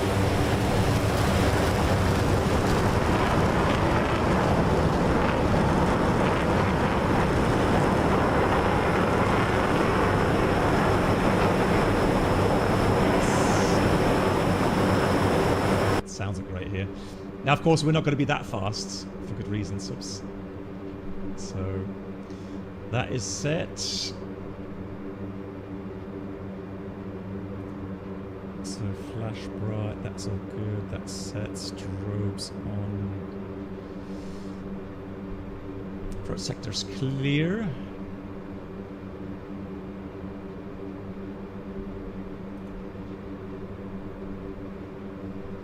Oh, really? Clear on? Okay, nice. Cool. Good. Just check that we've done everything according to checklist here. Radar is set. Taxi checks complete. So we are good to go. Oh. Let's do this. Oh, I just saw a giant explosion. Oh. Please. Someone, We're not gonna talk about That's it. QB, I guess. Yeah. No. I'm still flying. There we go. Let's. No comment? Good. We are ready. Let's take off.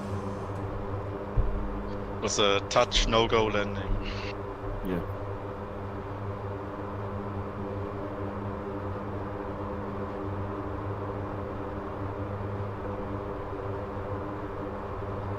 Really got to watch for symmetrical thrust.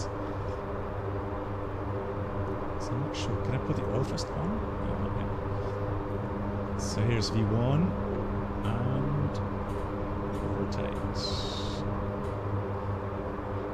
Pause rate. Okay, it's coming up.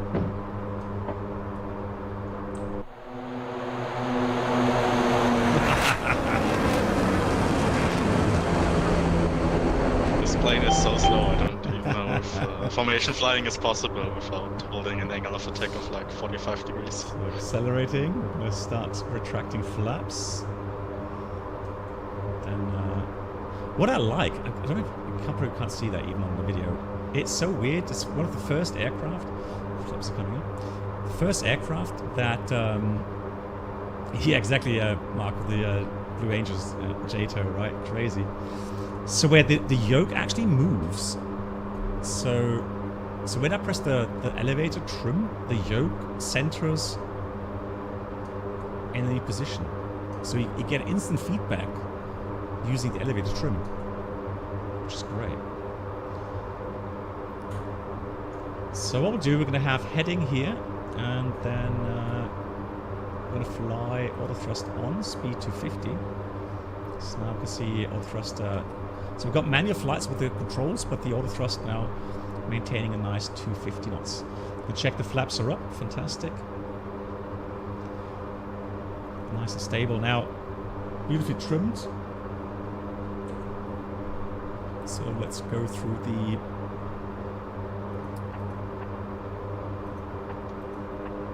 lights. Fuel management plan set.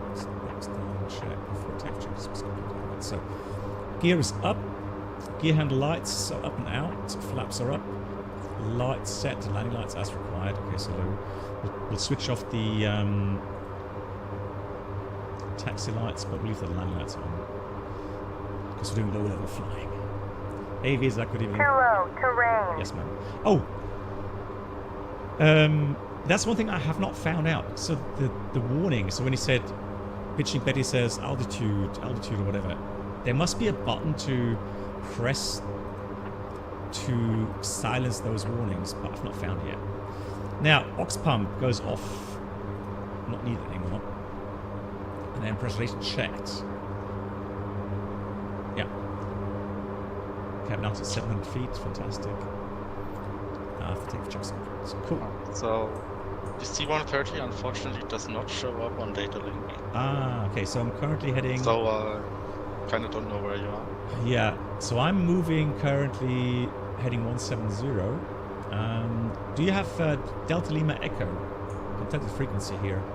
So if you go to nav 8, search here. Oh, I found a radar contact. So it's a VOR.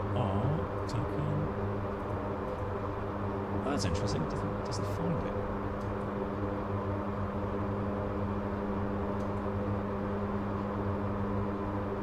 Ah, okay, yeah, thank you. Yeah. Yeah, I did set the radar to the warning. Okay, let me put that to 0 then. So we don't get those warnings. Which altitude are you at? Currently flying about 1500. Oh, okay, so... It's interesting. So it doesn't find Delta Lima Echo, even though it's on the display there. Too low, terrain.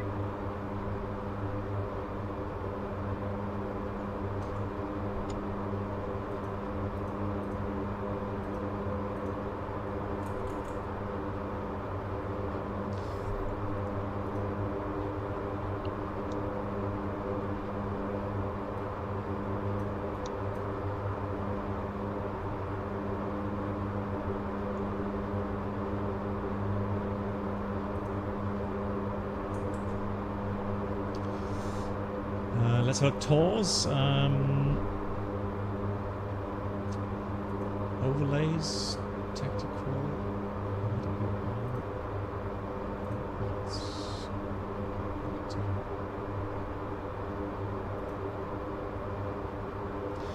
Good. All right. I'll tell you what we're going to do. Just to enjoy some low-level flying here.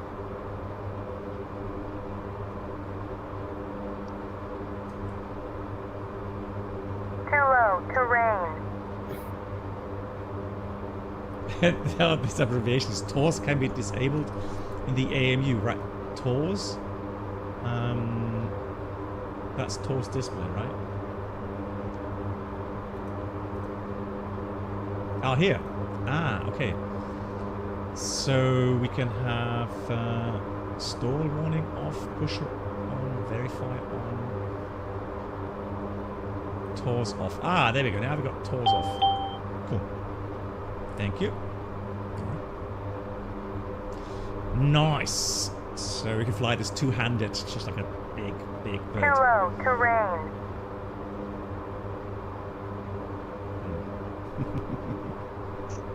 Still on.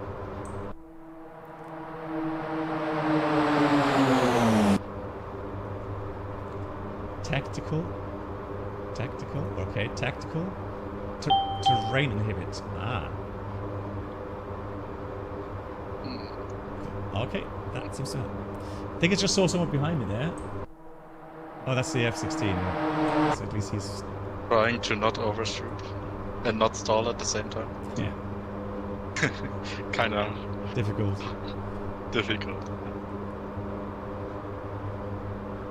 Now do that at night under night vision goggles, yeah, right? I mean... Let me just get the HUD up here.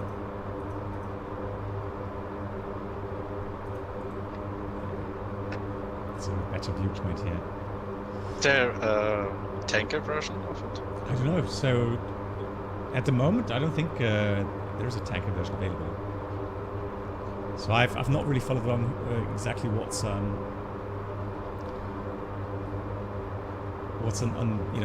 working, what's not working just yet. I would imagine that, yeah. So the Hercules. Thank you so much. Someone just Vizak, thank you so much for the bits. Thank you so much.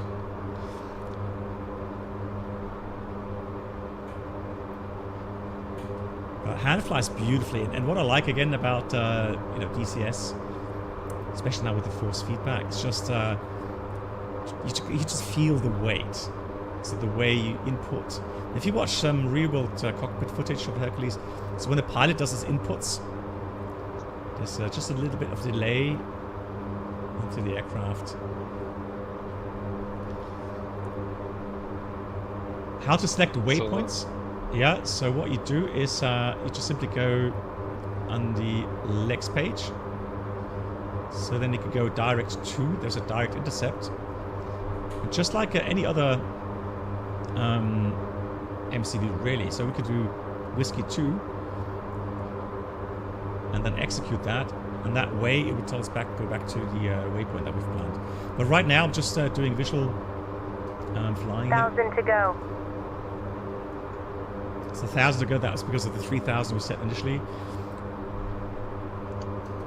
We're flying around called the little kind of mountainous area called the Hearts. Or Hearts.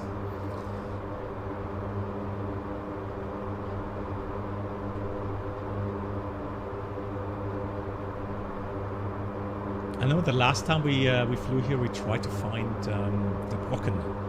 So the highest point with a huge kind of antenna. It used to be in eastern Germany, the highest point. And of course they had some spy stuff there regarding antennas, etc.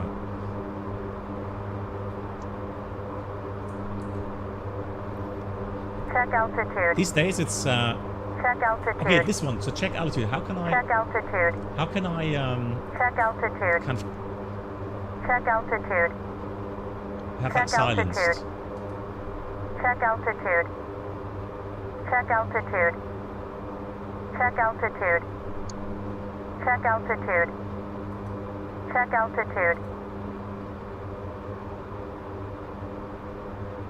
Ah, okay, so put that to 0. Okay. That's the only way to do it. Okay, interesting. So, Gaby, have you found me? Hey, sir. Okay, hang on. So, Look on your left behind. hang on, Gaby, are you in the F-16? Oh, you are. Oh, F-18, F-16.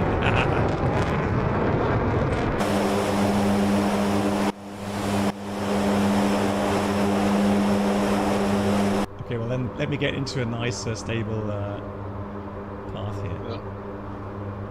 So I can get some bit closer to you. So I'll put the autopilot in a second, 3,000 feet. Oops. Give me a second, stabilizing. So now I'm going to put this to vertical speed. Let's descend a bit further. And then we put You could open the ramp and walk maybe to it and then look outside of it. Yeah. Exactly, that's what I'm planning to do. So let me quickly get next to you guys. Sorry for this quick turn here. So I'm gonna go get myself towards waypoint 3. So let's go direct, or waypoint 2 maybe. So direct, waypoint 2, execute. Then let's put this to nav mode. Now we're flying to our waypoint. So, now what we have to do is we have to slow down a bit though, I think, because for the cargo door to be opened, and then we also need to depressurize the cabin. So I'm going to put this to manual and just open the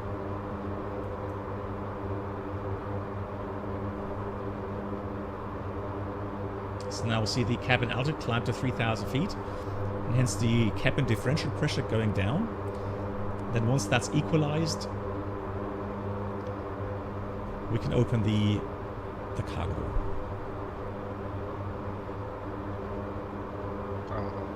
Maybe I get behind you so we're both trained. Oh, that's crazy. So So when we look through the cargo hold in a minute, that will look absolutely fantastic. So speed should be how much? So how much speed I'm allowed on for the ramp? Well, only 140 knots, really? That's slow. So that's like might be a problem. Yeah, it's gonna be interesting for us. Yeah, but on the real pictures, sometimes you see that huge. Okay, I'm gonna try 170. Okay.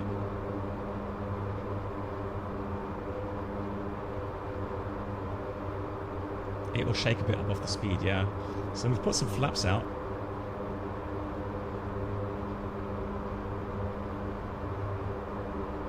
Deploying flaps also. I'm stalling. Really? Yeah. The EF-16 does not like to hit slow. Well, 170 knots, you should be able to do it. Maybe without the fuel tanks, yes. Have to... Okay, so I'm just learning. Yeah, okay, we're not dropping. We're just doing some photo shooting for now. Okay, so I'm gonna go 200 knots. Cool. So then auxiliary power should be on, as far as I know. Now What's your position, QB? Extended to the right to not overshoot. Gotcha. So Trying to rejoin.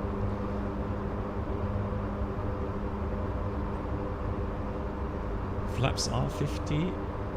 Yeah, that's good. Okay, so let's try it. So indicated 200 for you? Oh, cabin's still pressurized. Why is the cabin still pressurized?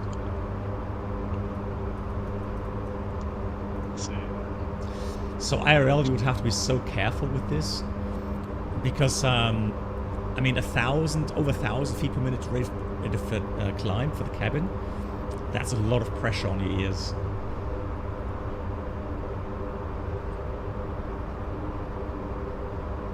Yeah, I'm now behind you.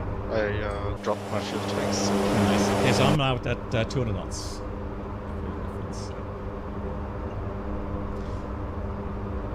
Yeah, of course. So as long as we have differential pressure, the cargo doors will not open. So you continuously have to open the valve manually to have it readjust. So at currently 2,200 feet cabin altitude, and since we're flying at 3,000, so the moment it reaches 3,000, then differential pressure will be 0.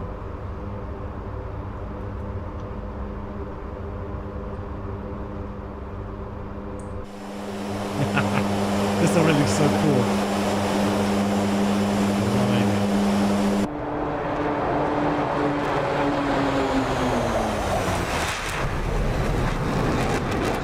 Nice.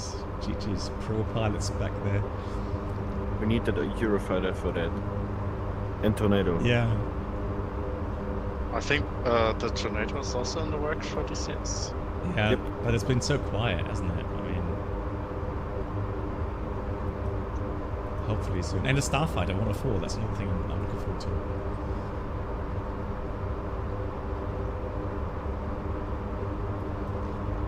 So now we are getting there. Now we're almost at 3,000 feet, so differential pressure is almost 0. So we have to toggle that continuously.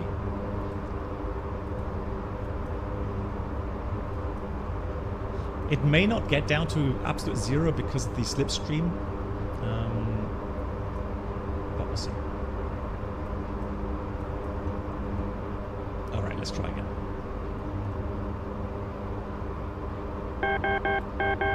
Is it like you have to be at 140 knots to open it and then you can accelerate again? Or I have to try it. It's just complaining about cabin pressure right now, so it's still not 100% pressurized. I don't know exactly what the limit is. Now it's 0.1.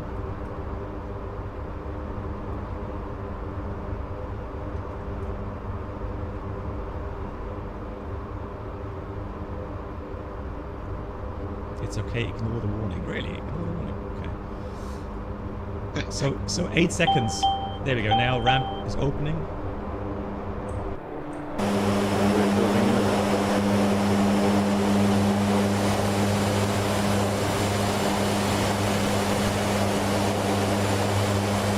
Okay, so here we go. Ah, this looks so fantastic.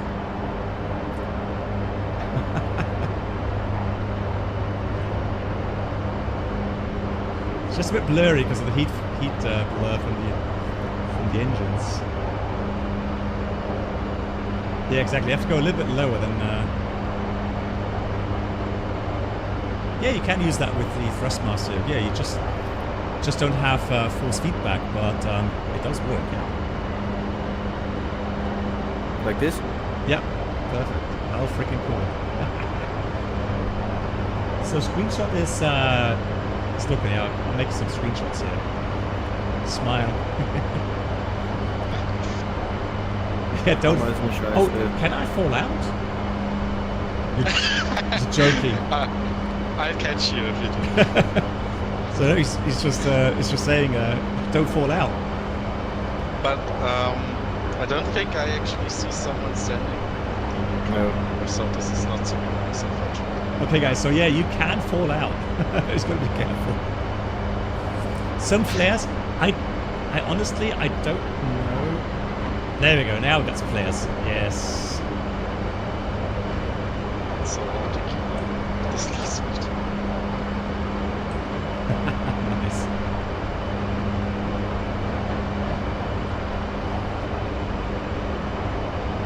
Yeah, the load master would fall out. Like it. Nice.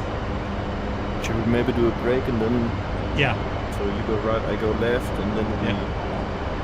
Can I be get stairs there with close information? Right. So 3, 2, 1, break. Oh, nice. That's just good. Oh, that's great. Crazy.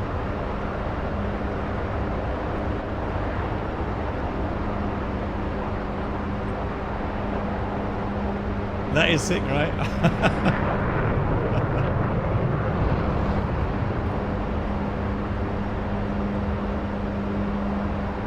Jesus, I love the F-18.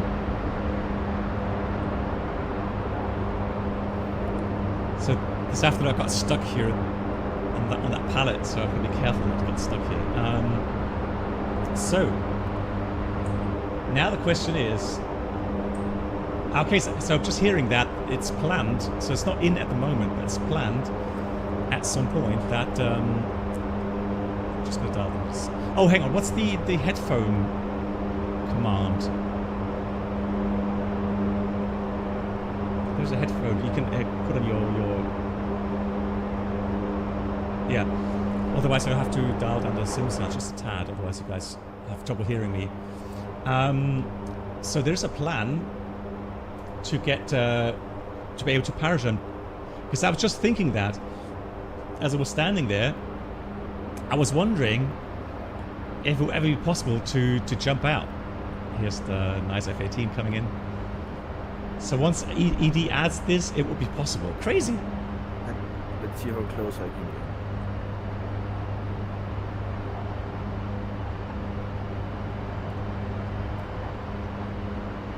Oh yeah, so we can open the parachute and door and the shield. Now the question is, drop the cargo now. Bunk.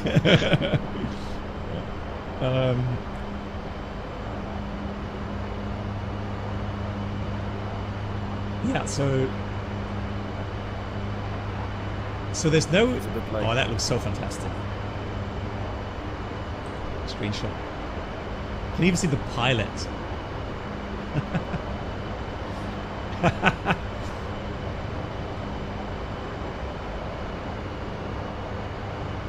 Unbelievable.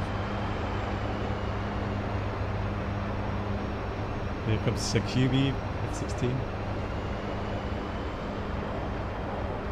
Wow. What cinematics we get here. Unbelievable. We're currently flying towards Bremen. This is the Steinhuder Meer. So we just took off left of that. But we're just doing some testing here. As you can see, the open cargo ramp, F-16 coming in now for photo shoot. And I mean, if they've done that IRL, right? So if they've done these photo shoots just like this. No joke, my dad. Times. Yeah. My father did. It was a long time ago. There was for the Tornado, a video program. Oh no, a video made for German television. It was called Computer zwischen zwei Flügel. So computer between two wings. And my dad did all of the in-flight video shots, and he told me about this setup as well, with him flying so close behind the Hercules, and the camera crew being standing there, I mean secured with ropes, but still they were standing there. Look at this. I mean, like, it's unbelievable. Screenshot. No, don't get too close. Oh my god.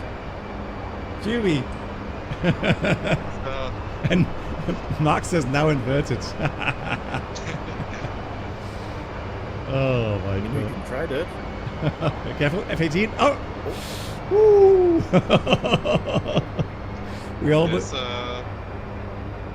We almost witnessed Sorry, it does not have the beeping tone.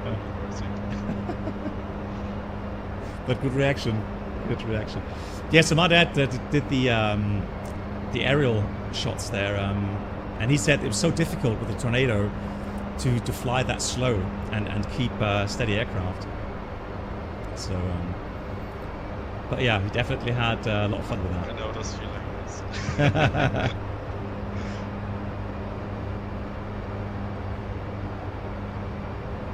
So Mark, here he is. He's taking up your... Oh, probably not at this speed. Yeah, probably not the speed. I would imagine that's probably a bit too high.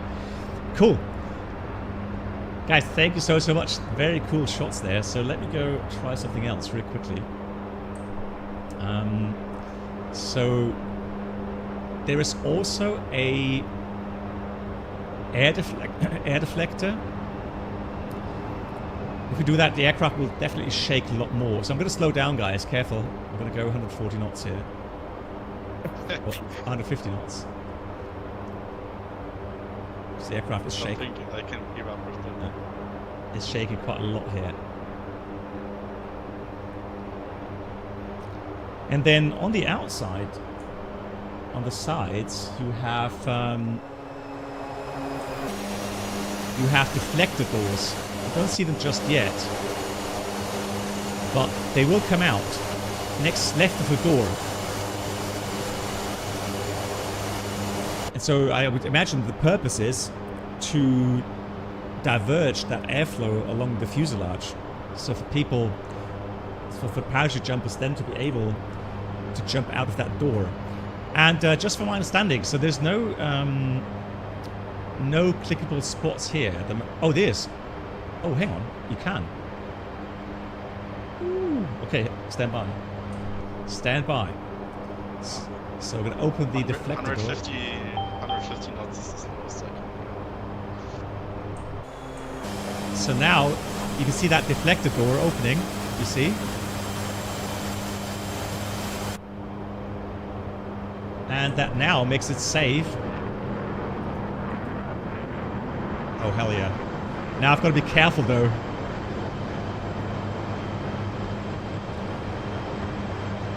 And then what will happen is the pilots will give you caution. So yellow button. So you got the red button there.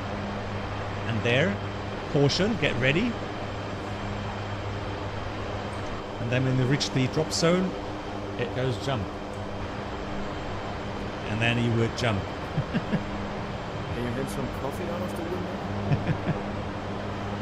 window? So here you can see that deflector door.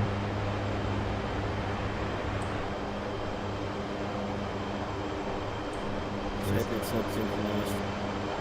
So now the question is, for the airdrop, we'll try that as well. Let me close the door first of all though.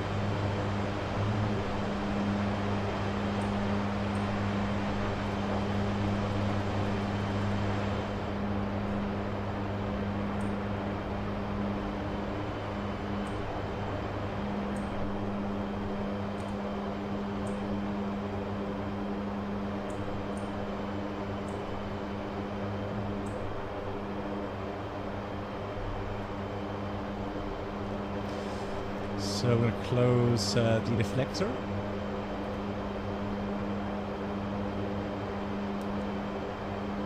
The ramp door is still open. Now for the release. The question now is, okay, so I got the instructions, so let me read the instructions. So, first of all, 140 knots, flaps 50. Okay, I want 40 knots, flaps 50 set. Ramp is open. Caution button, okay. So we do the caution button first.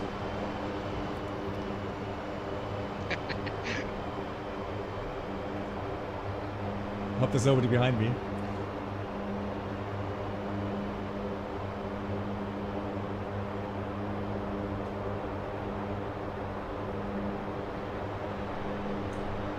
Okay, but here we've got to go cargo. Now we have to unlock. Oh, it's falling! Oh no!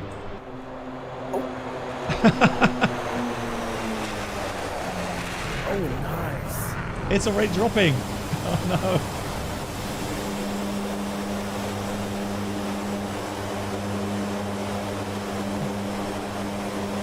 I thought I had to do something else, like press the green button. I almost dropped down the F-18. Oh my god.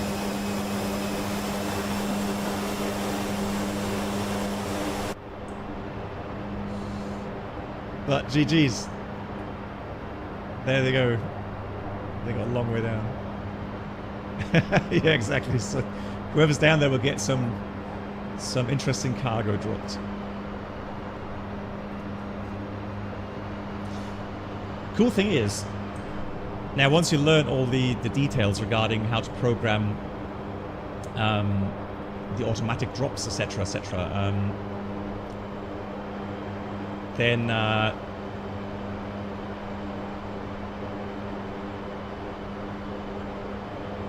you can literally drop them on a 5 square meter field. It's going to be that accurate. Right, let me go to heading. Okay, so now let me also close the ramp.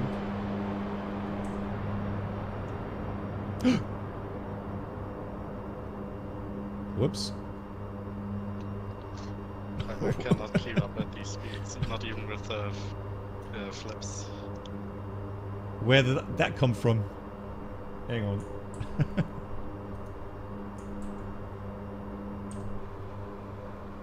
Hold on. Let me change that.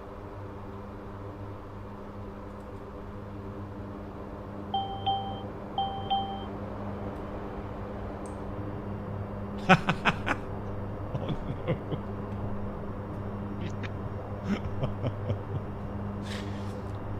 Whoopsie. Right. One package does not want to go. Well, it's now stuck on. And I may have broken the ramp. Oh no. Yeah, we broke the plane probably. Oh no. Let's see. Let's close it. Let's see what happens. I'm gonna have to have a talk with that loadmaster. Ay. He's gonna have. You are the loadmaster. He's gonna get that one out. He's gonna have some fun later on. Ay. But interesting. I mean, you have to consider things like, center of gravity now, because that package, however heavy it is right at the end. Good. Now that's how pros do it. Right, let me go heading east, and I'm going to try to fly the ILS real quickly into Bremen. So, GCAS office well. Cross limit is exceeded. Okay, no, that's fine. So I'm going to accelerate. I'm going to put the flaps slowly in.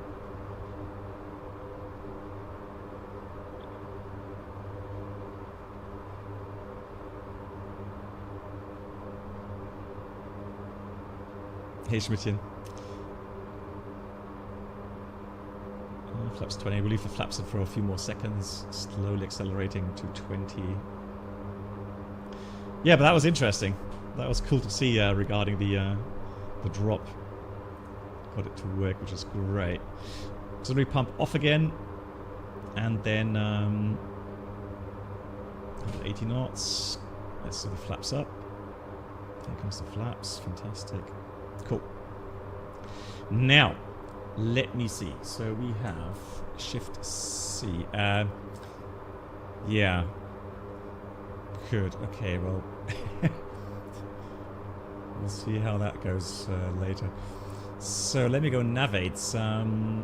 Echo Delta Delta Whiskey. And then we'll check the ILS. So we got ILS 27, 110.9. So let me go here. Let's do nav tune. 109. 110.9. We'll take that TACAN. Oh, sorry, VR1. There we go. So now it's already noticing it's an ILS. India Bravo Romeo Whiskey is correct. And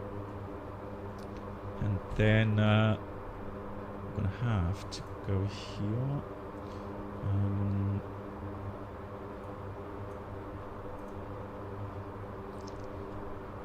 So that should be already showing us the ILS.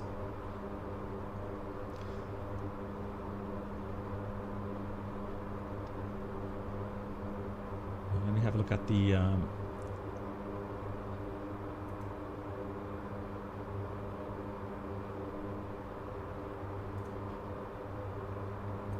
info, and then map coverage. That's fine. So what I can do here on a prime flight display as well, I can put the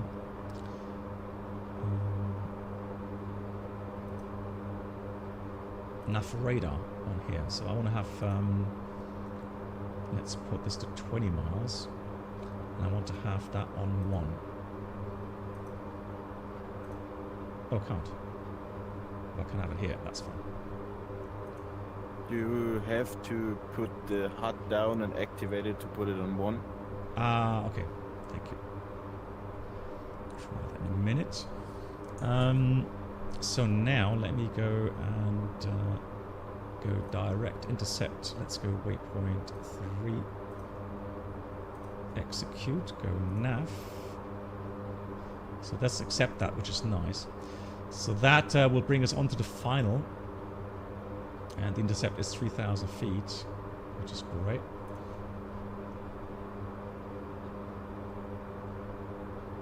So then, okay, so then we want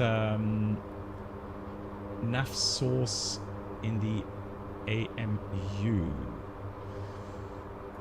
Nav select TACAN 1. Yeah, so I guess we're a bit out of reach just yet.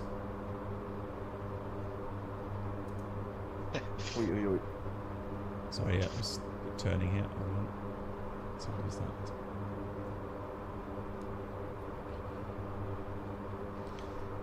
And then we can set the course to the inbound, which is 267, if my memory serves me right. So let's put the course line 267.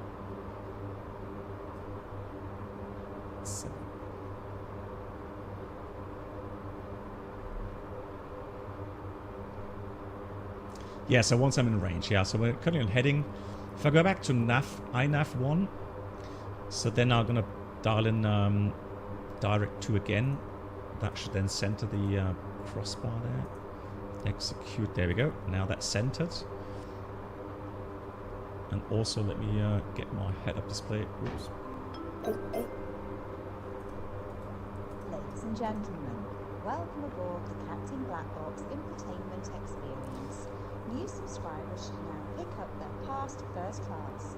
Yeah, Stephen, we already heard that at the beginning. Stabtrim, thanks for the 2 months. Stabtrim, thank you. And a cool name. Nice. So we have, let me trying to get a good viewpoint here.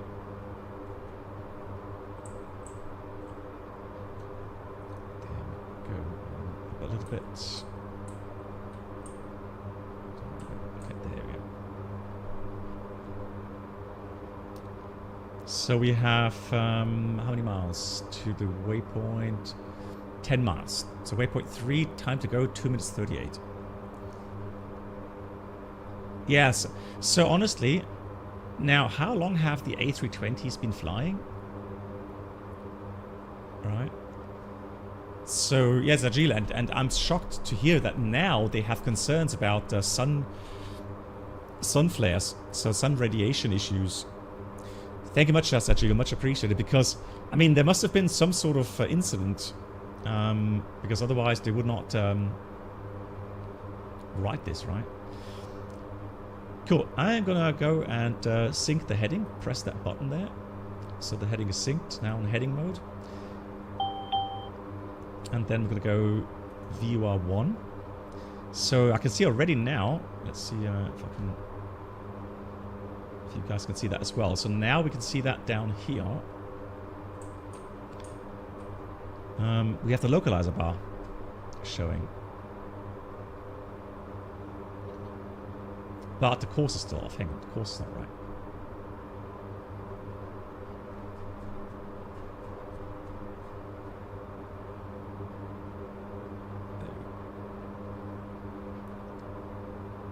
Is there a digital readout of the course line anywhere? Oh yeah, there. I've just seen it in blue. It was just hidden by the yoke. 267. There we go. Cool. So now, let's do a little bit better intercept here. And I'm going to do some manual flying. Autopilot. Let's trim the aircraft. But I'll leave the auto thrust in for now.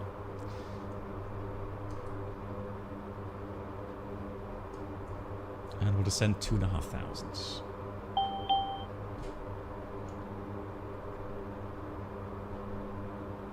So 10.9, 12 miles off. And we are... Check altitude. Yeah. Check altitude. Check altitude. 25.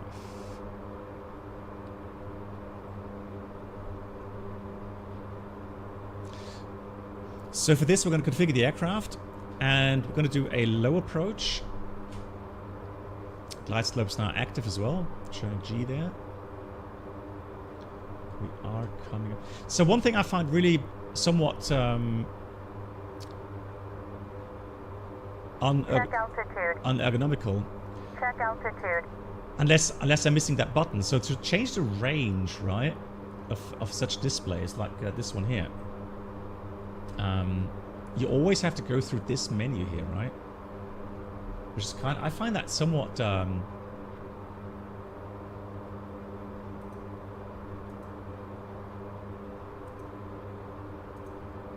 tedious. Oh. Check altitude. Check altitude. Check altitude. Check altitude. You can range with the cursor controls. Check altitude. Okay. Check altitude. Now I'm going to switch the auto thrust off as well. Let me just switch Throttle. it. Throttle. But that's going to take some time to get used to now. Oops.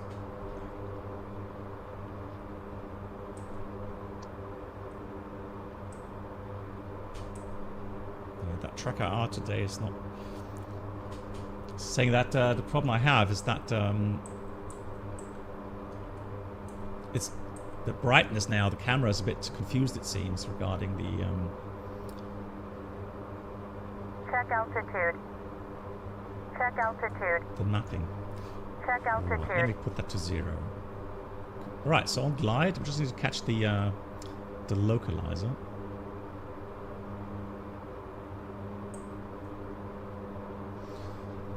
So it was working really well this afternoon. When I was doing some test landings.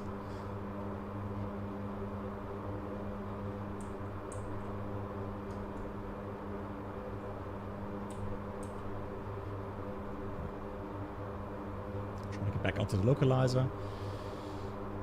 Landing gear extend limit speed. Yeah, approach mode is a good idea. So it captures the glide slope and localize in a second. Gives us better guidance here with that guidance cue. Let's put some flaps in. So glide slope is captured. Here comes the localizer.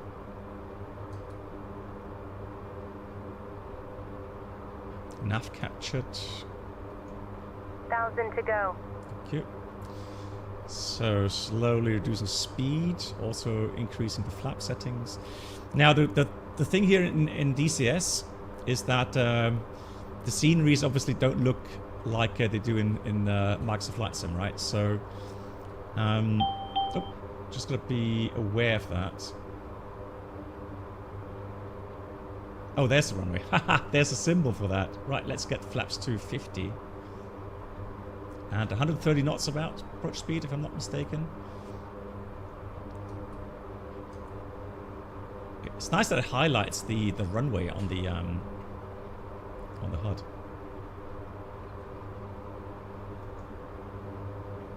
But yeah, the sceneries obviously don't look, you know, proper. So there's no big chimneys around Bremen Airport. I mean, that would be very disturbing to see that.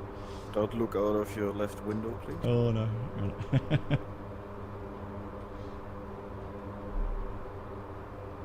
So that's a nice low approach.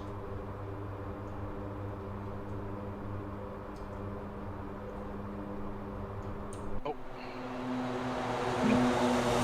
Don't touch down. Oh.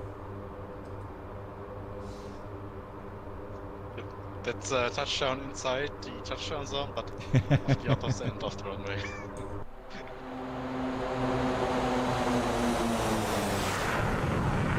That was intense to keep up. Oh my god.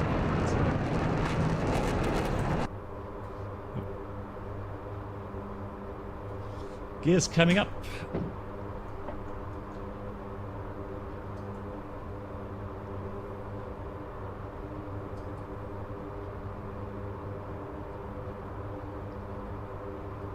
To the flaps up. I'm going to put the auto thrust back on, approach mode off, auto thrust on. So now we go to Hamburg. We'll try that at nice low level flying.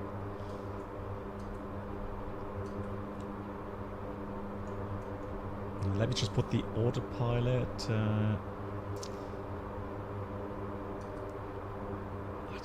It flies so nice. It's I would expect the real aircraft also to be really stable. We are on a private server. It's our community server. Infos are on my Discord.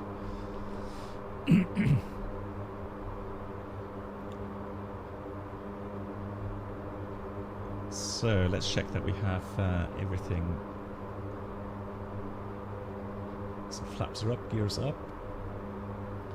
Gonna put this back to INAV 1. Then let's put that to quickly direct intercept, and it's gonna be waypoint 6, I think it is. Execute.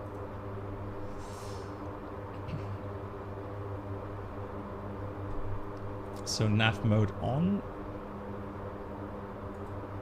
Autopilot engage. And I'm going to climb vertical speed 3000. Alt select.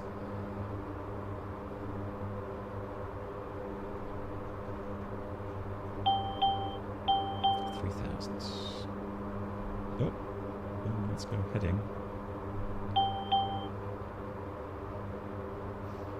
So also I'm trying to get used to the autopilot.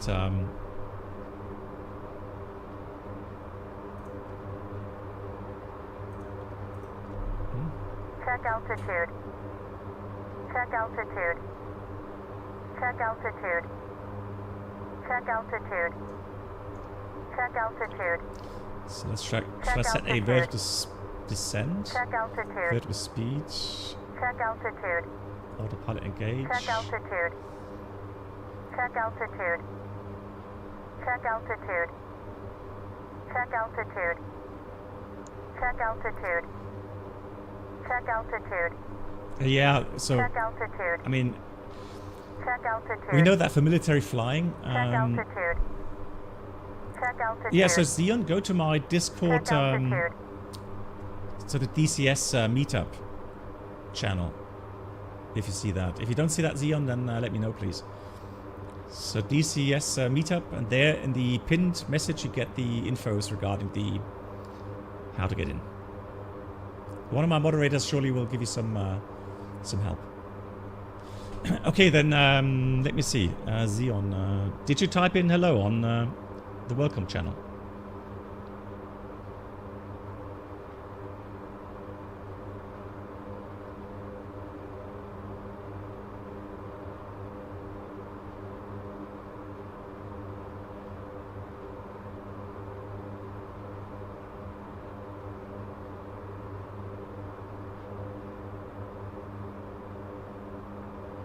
Rhinoceros?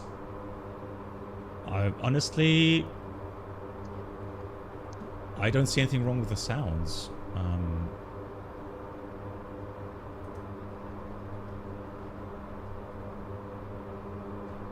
I don't know. I guess maybe you have different expectations, or maybe my ears are, you know, somewhat damaged through all these years of airline flying. But as far as I can tell here, my headphones, I'm fine. So let's try again. Direct to.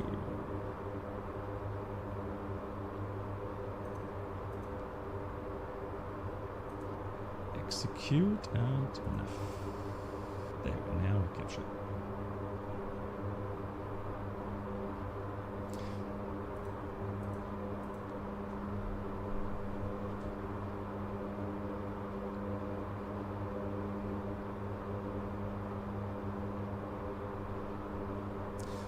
Vega, the performance, I mean, I had 100 FPS when I was offline this afternoon. And right now I think I'm limiting to 60 to have VSync working. Look at that, still being followed by...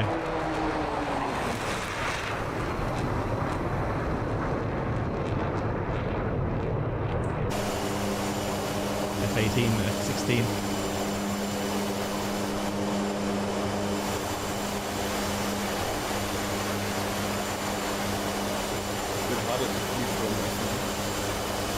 Sorry, say again? It's a bit harder for you to flee from us now. Yeah, I'm not even trying. Yeah, so I'm hearing that the sounds were recorded from the real Hercules of the National Guards. Yeah, so these are constant speed props. And that's why they sound very kind of, you know, monotonous, like one frequency, right? They don't really... And also with prop sync, so all the props being synced automatically, you don't have the kind of the noise that you have with, I don't know, some small GA aircraft props. I'm not sure. So C-130, I don't think it's fly-by-wire, no. I would be very surprised. No, it's not. No, it's not. You can see the steel wires moving when you're sitting in the cargo bay. Oh, okay. There we go. Good. So we're now getting close to waypoint 6. It will automatically load then to the next one. So what we can do is, let's have a look at Hamburg. So we're going to fly there the ILS 23 for a full stop landing. 111.5. There's actually a funny story about that not being fly-by-wire. Okay. Because the pilots are breaking the yoke in many times when doing a hydraulic loss failure in the full motion sim, because they have to give so much pressure on the yoke that the yoke is just breaking apart. Guess then the engineers had to go back and to the drawing board to make sure they have a strong enough yoke installed.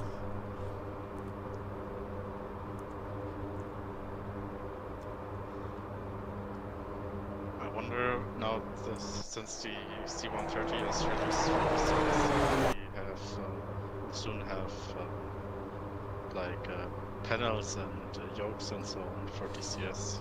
Well, I mean, I know that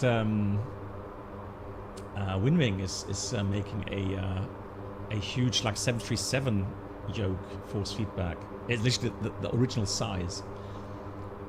But I'm not sure who you really want to target with that. I mean, sure, someone who's building a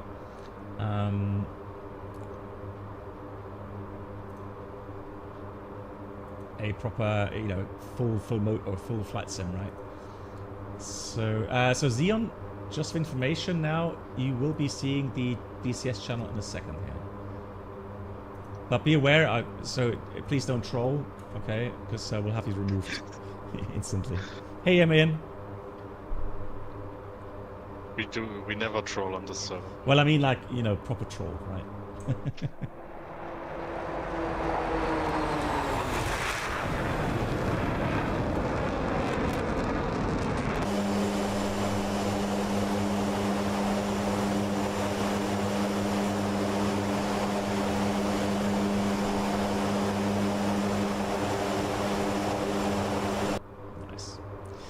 Good. Now, checklist-wise, let's see what we have to do to prepare properly for a approach. So, descent, altimeter. So, it's still going to be 1013. So, pressure data, I could reset that again, yeah. So, let me get that back to automatic, and then it should be sea level for the landing. Or maybe 20 feet or something. So, now that should pressurize again. So ACAWS is checked. Landing data. Okay, so now we have to actually program something into the landing data. So, oh wait, hang on. So we type in Echo Delta Delta Hotel, and that's going to be runway 23.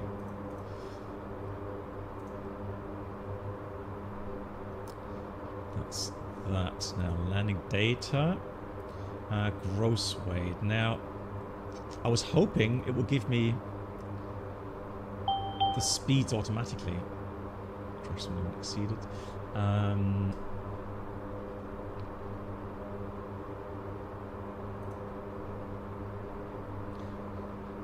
And air refueling is coming later with the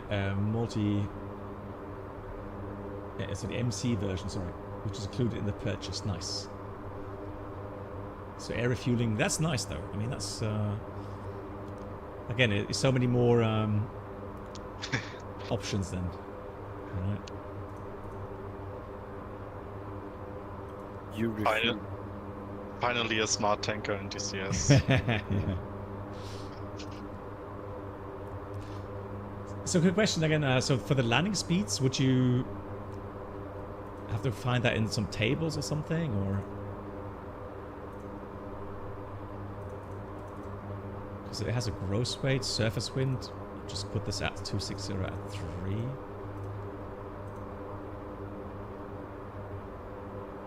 Flaps. Oh, hang on. Let's do flaps 50.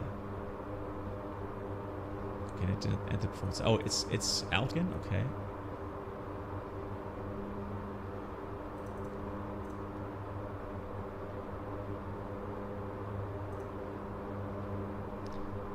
So let's say it's 18 bar row 1013.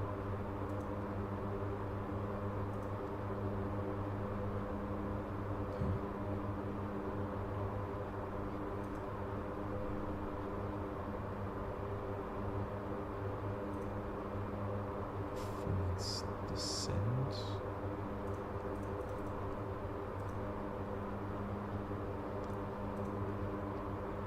Cruise.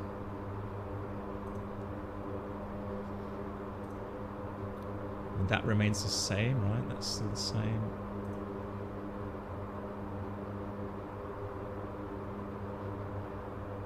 Next page. That's what I'm seeing. So it says land. Oh, disregard. Okay, now it's in. But that will be for flaps 100. So how would I be able to change that to 50? Flaps. Oh, I cycle through that. Fantastic. So that's 50. Cycle through that. Ground roll 2,300 feet. So that's fine. So then our approach speeds 146. Yeah, 146. Cool. So 146. Threshold speed 136, and then touchdown is 130. Okay.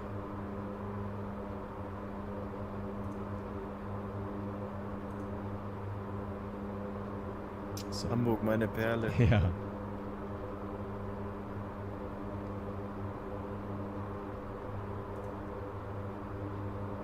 Okay, cool. So, yeah, we'll leave that page open. Then, where are we? We're getting close. Elbe. So, we're going to tune the ILS in a minute. So, we've done that. Crew briefing. Yeah, visual. It's going to be ILS. Then later, visual HF radar is not needed. NAV 8s. We set the ILS, which should have a DME radar altimeter. It's set 200 feet as a reminder then for the minimums. Actually, no, disregard. That's radar. Disregard. We can actually set minimums there. Under minimums 200. That's fine. Good flight. Oh, flight path for the descent. Yeah. So -3. So that gives you just the pitch bar indication there. Good. Then we've got AMU set, nav select. So yeah, we'll take the VOR once we are inbound. Defense system set, GCAS set. Okay, is that switched off? Done with that. Defensive GCAS, and then landing taxi lights. The taxi lights on already. Now, fuel management panels, select tank to engine, yeah, so that should be closed. Still balanced everything, still have enough fuel, fantastic. Checked, cross feeds closed, descent checklist complete, fantastic. What's next? So ice protection switches, not needed in order position there. Altimeters are set, radar altimeter set, cabin differential pressure, descending later on, that's fine. And then flaps as required gear. SPR drain on, our as required, we'll leave that off. Line lights, hydraulic panel. So we want the aux pump later on, so we'll put that on now. And emergency brake selector switch we'll leave off. Seatbelts before landing checks. Alright, so that's pretty much it. So inbound to waypoint 7, which should bring us slowly towards our ILS. So let me put now the... Yep, that should be inbound. So let me slow down first of all.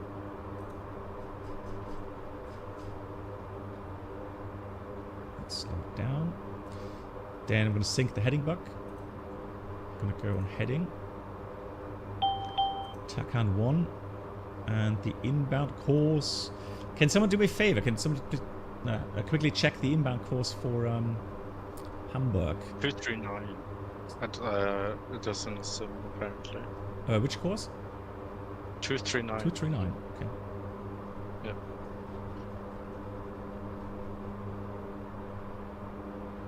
Ah, not TACAN, VO1. There we go. So, 239.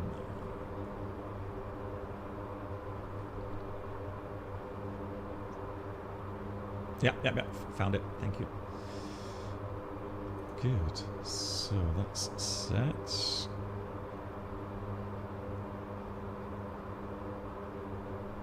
So that's about 15 miles out. And we have got the right frequency. Let's just check that again. India Romeo Echo Lima.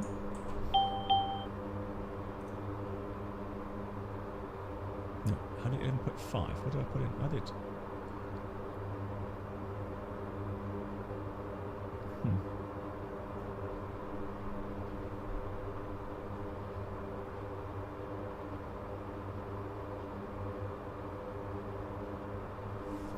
Interesting.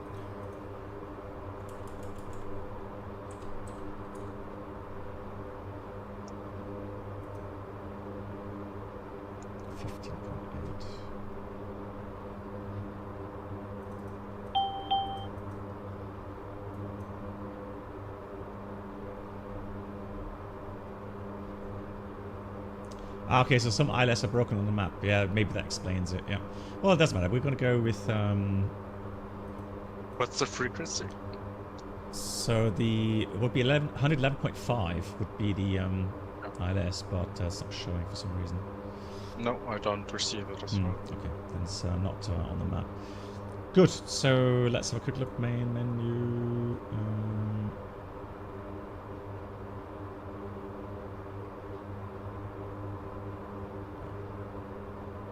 How's your fuel, QB?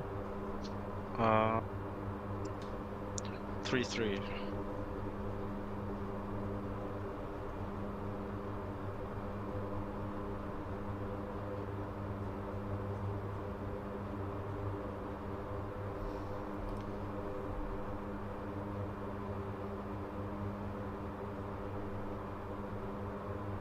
Yeah, so Marcus, I mean, I try it because the thing is, I mean, when you have add-ons that are simulated to such great detail, yeah, you just have to go and you know, do these procedures correctly.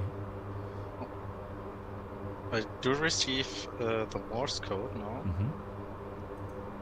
so it's definitely picking up something on the frequency. Okay, so I'm going to do the VOR at least, so I have something pointing towards the correct station.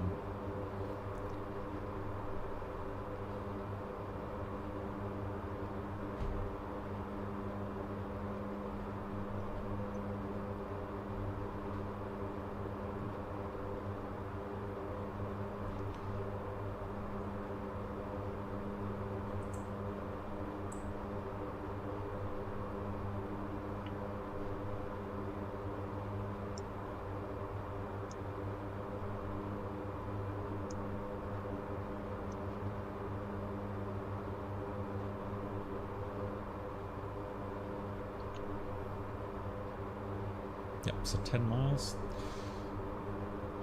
Then what we'll do? We're going to fly to the airport. We'll just do a visual approach then. Autopilot. Can't select the Autopilot. Is on the right. Autopilot. Autopilot. Autopilot. So we'll go to Autopilot. 1,000 feet, and then we're going to fly overfly over the airfield, go into downwind. Check altitude. Check altitude. So there's the TACAN, which is a bit off the airfield if I'm not mistaken.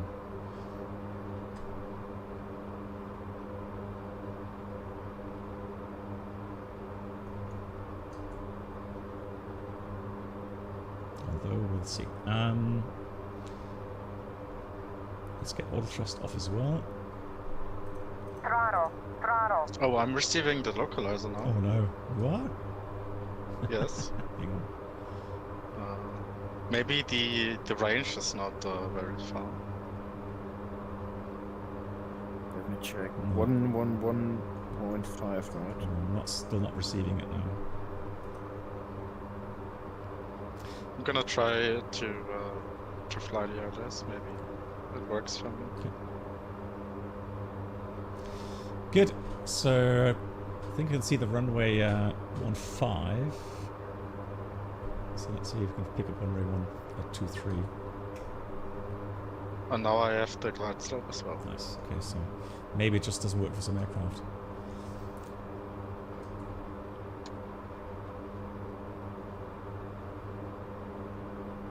So 250 knots, 1,000 feet. And then we'll go into a left-hand downwind.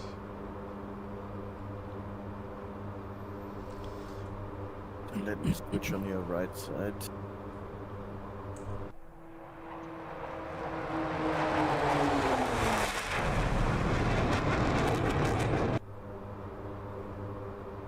Thousand to go. Yep. So again, the flight model is really, really nice. Love how it hand flies. Visuals are nice. Okay, I'm established on the ILS. GG's.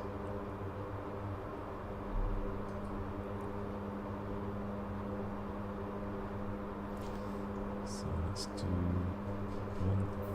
135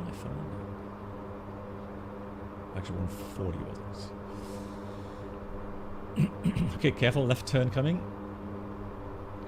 4-way downwind.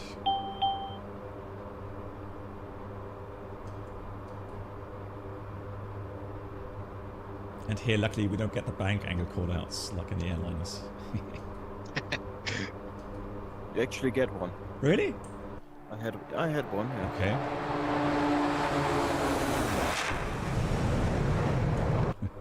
Nice formation flying there. Bank angle check. Yeah. So slowing down. So let's go 50 degrees on the downwind. 1,000 feet, roughly. Climb inbound 23. Well, currently downwind. How many miles are we away? 2.2. Yeah, okay. I'll try to keep visual with you then, and then. Should be down soon. So let's get some flaps out. Gears coming out. Gotta be so careful with asymmetric thrust here.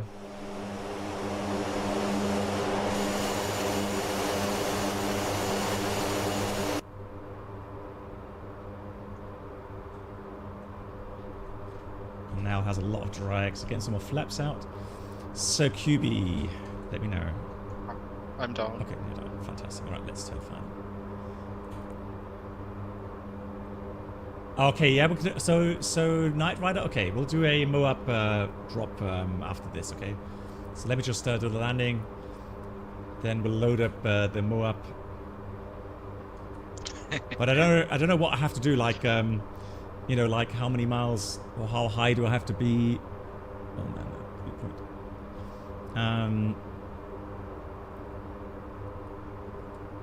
People say the explosion is boring about the MOAB. Yeah. It's just like a regular GBU. Yeah, so what runway is vacated. Okay. Yeah, what I saw initially as well, yeah. But we'll see. Right, let's see. So 1,000 to go. thank you. Trying to pick up the runway. Oh, overshot. On your left yeah, side. Yeah, overshot.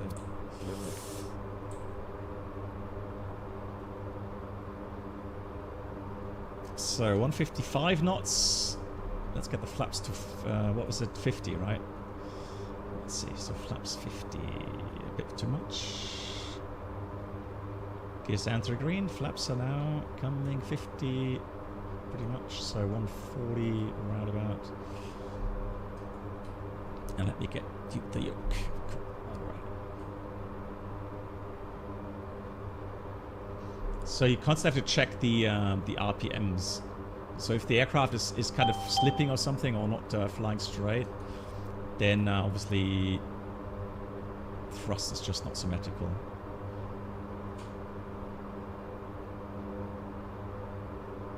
So I'm trying to slowly reduce the throttles here. Getting to the flare.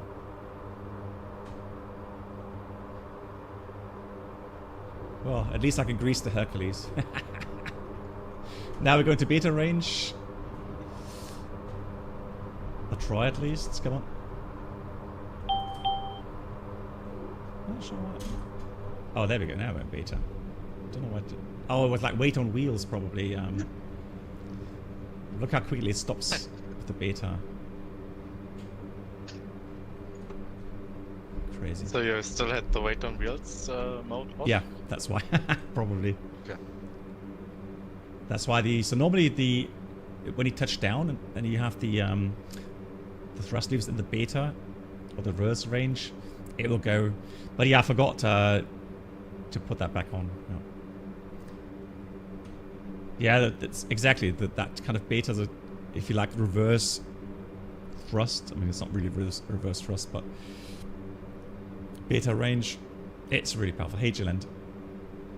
Cool, nice.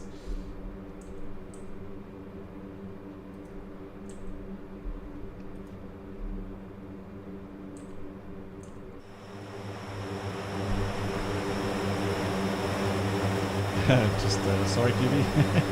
Just laughing here. Pretty sure that was good sense. I have to admit, oh, I did not see you at all. Oops. There's an invite to overtake on the right. Yeah, exactly. Cool. Okay, so let me quickly set up then the aircraft. I'm not going to go with the after landing flows. And you can see that Hamburg Airport. I mean, this is Cold War map, so it's supposed to be, I don't know, 50 years old or something. But still, I mean, back then the airport didn't look like this either, so it's just... 1980s, I think, is the map set. Yeah, so it is 45 years old or something. But, I mean, it definitely didn't look like this. Nice. Cool. Yeah, very happy with the flight log. Okay, so somebody wants to see the MOAB. We'll do that. So we're going to go...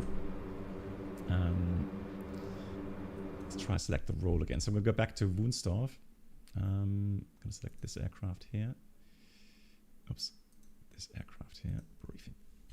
And then now that you despawned, some of the cargo just dropped below the map. Oh, really? Okay, weird. So the question was just now, how does a taxi? Well, I use a tiller. All right, so I have a physical tiller that I have for the Airbus.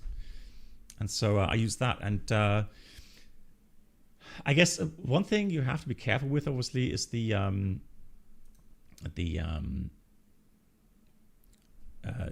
asymmetric thrust, right?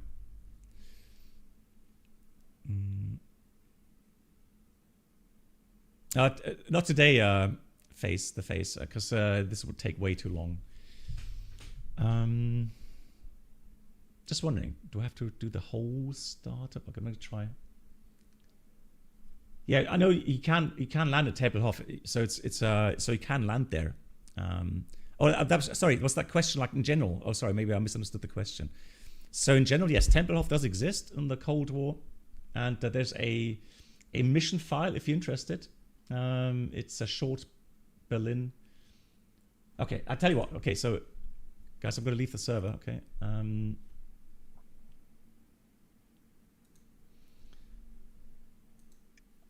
So I've just been sent a mission file, which I'll put into the correct folder, and then we'll go to Tempelhof. Actually, we're going to go to Tegel first, and then we're going to fly to Tempelhof. So apparently it's like a winter operation or something.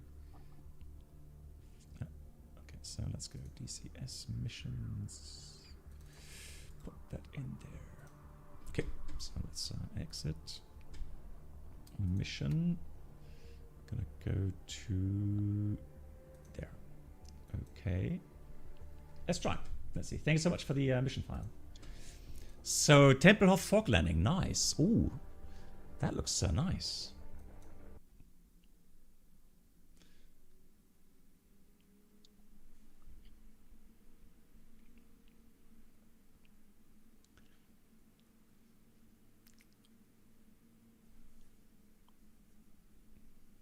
Zero visibility? Nah, it's not going to be that bad. Nah. Hang on.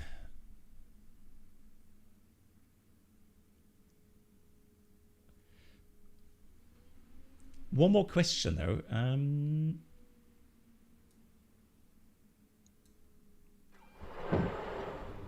Oh, let's get the gear up. Flaps are up. So the autopilot is on. We are nav at hold. Okay. Before we do that, now there was a question regarding the MOAB. Okay. So I have. Captain Blackbox YouTube channel subscribers experience. Could new subscribers please make their way to the first class cabin, where complimentary drinks, snacks, and premium flight entertainment will be served. Thank you. Breaker Pilot, thank you so much. 58 months. How are you doing? I'm not sure. So on my other mission, I could load mission cargo in the air, but I think that was because of the mission file. Hey Symbiosis. So I promise you I will do that as well. Still have a bit of time, right? It's not too late, no. So let me fly the approach first of all. Yeah. Yeah, exactly. So you would have to set that to air load in order to have that. Right, let me reset the viewpoint here.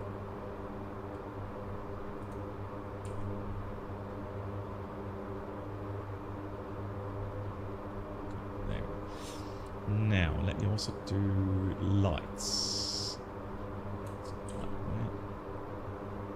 So, pilot lighting. Get some lights going here. Unintended lights. Some floor lights. Dome lights. And then let's dial down the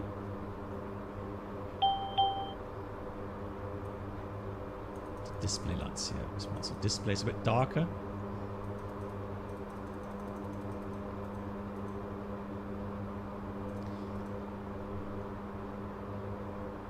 Yeah, very nice work, as you would expect. And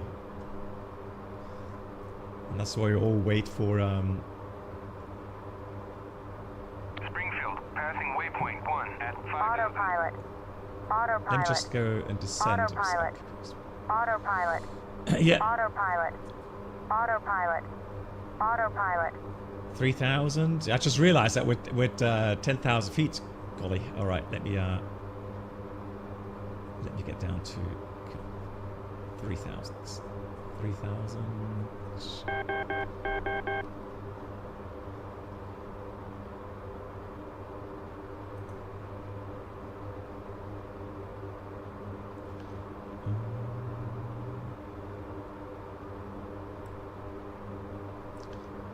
PFD. Let me get my.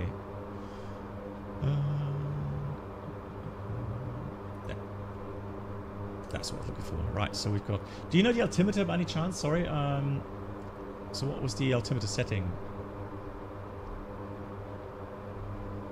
I believe it's in the briefing as well. Yeah, so if you pause and go to briefing. Briefing, okay. Yeah, standard, okay, standard.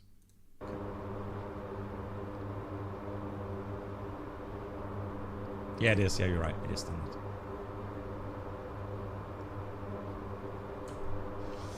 So, two.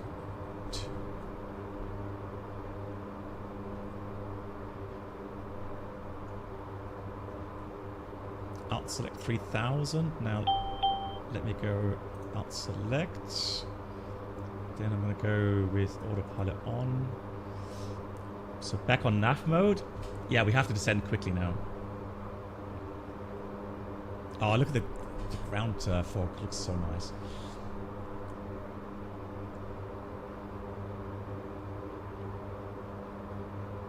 Yeah, we'll do a visual. Springfield, passing waypoint 2 at 3,000. Yeah, we'll do a visual approach. Absolutely. Yeah. So then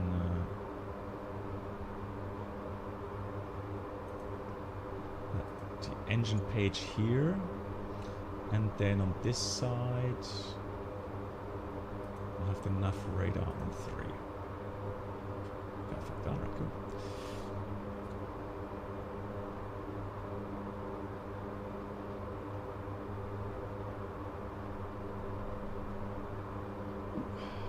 Autopilot. Do that manually here. 1,000 to go. Okay. Now land is... So I guess land is where the airport is, right? Correct me if I'm wrong, please. Border thrust stuff as well. Throttle. Throttle.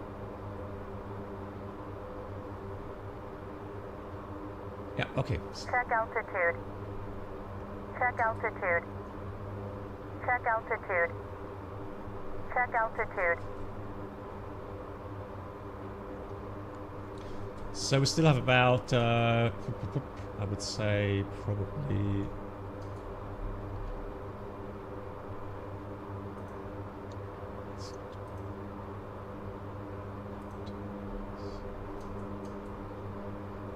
Yeah, we still have a couple of miles to go. All right. Oh, there's another aircraft inbound. Is that my teammate, my wingman? Or am I the wingman of that aircraft? So literally I can follow that aircraft in. Looks like it.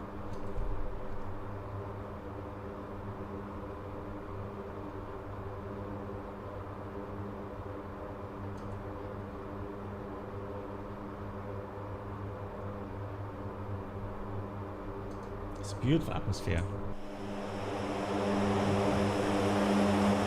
Sun setting.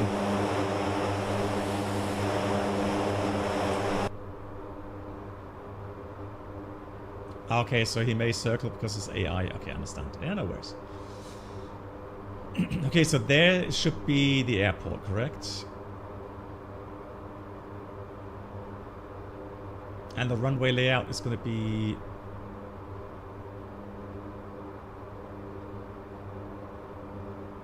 Yeah. Right, let's get the gear down.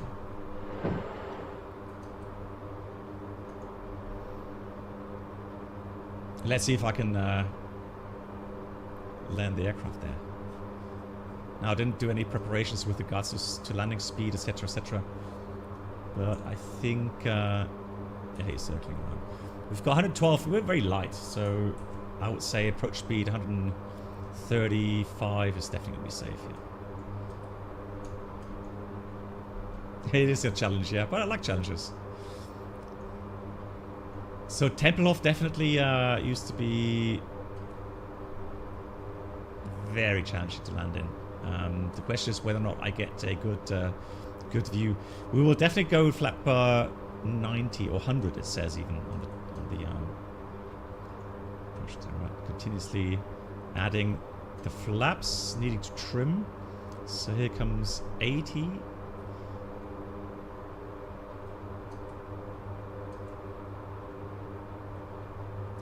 Flaps around. I can see the runway, I think. Yeah, I can see the runway. That's crazy. 1,000 to go. Thank you. So we have landing gear down, 3 greens. Flaps are, well, 90, I guess. And I can see some parpy lights there. Currently on the parpy lights. Nice. Just a bit fast. Let's slow down a bit.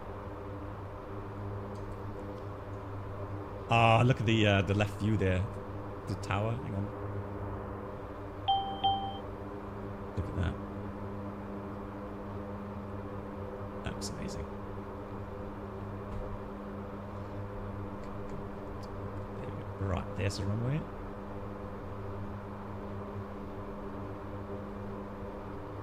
This time the reverse or the beta should work because the settings are back to normal.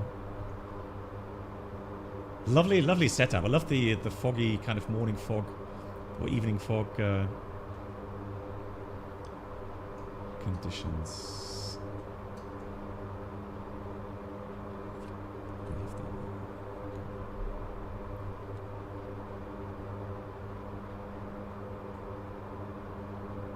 So there's 2 runways here. I hope I'm landing on the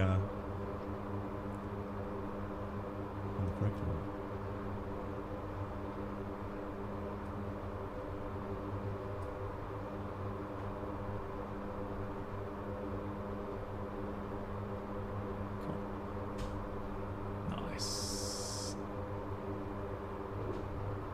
Bounce. Come on, let's get down.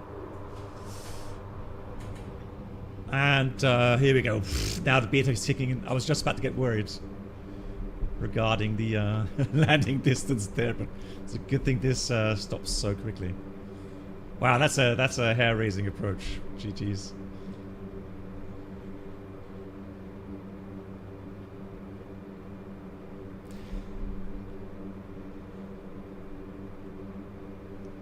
Amazing job, thank you. Well, I mean, I have to give it. The aircraft flies beautifully, and I love how you have these options available, right? Normally, on a different aircraft that doesn't have that stopping capability,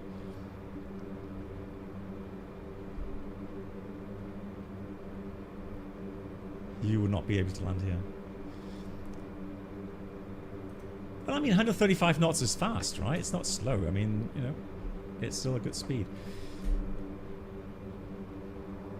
One thing though, you know what? One thing I would really hope for is if Eagle Dynamics would allow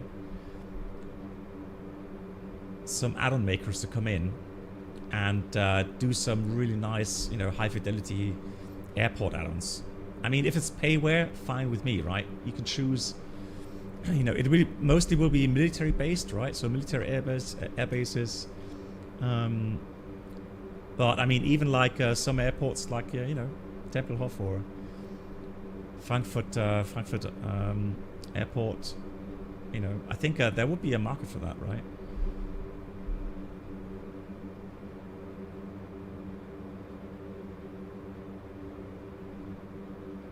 Frankfurt Friday in DCS, yeah.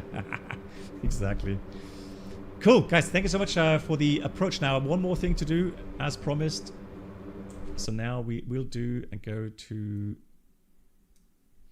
Wunstorf again, load up the MOAB, and then, although what we can do, I've made an airborne file. So I don't have to go through the whole start procedure, which is nice. I can simply just open that mission.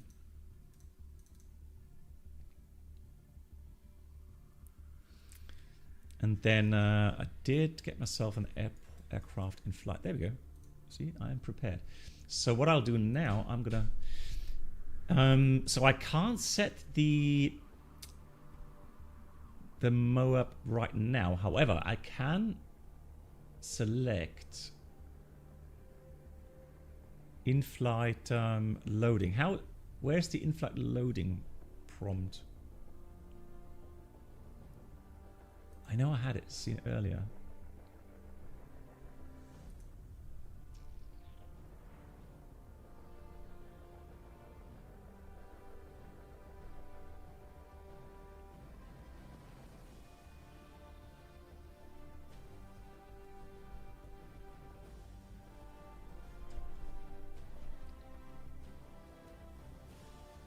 Does anyone know how to select the...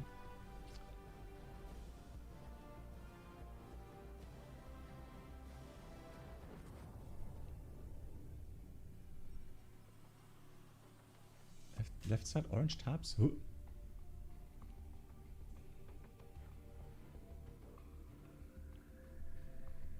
Right side.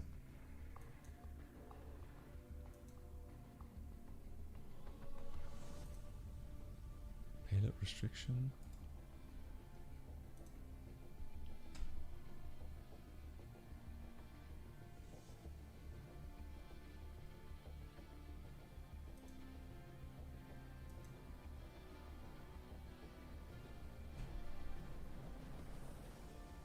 I saw it this afternoon. That's the weird thing. I did see it this afternoon.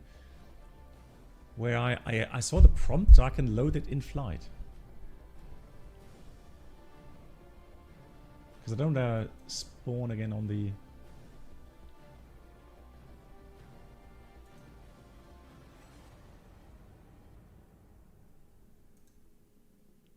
Hang on, so that's that.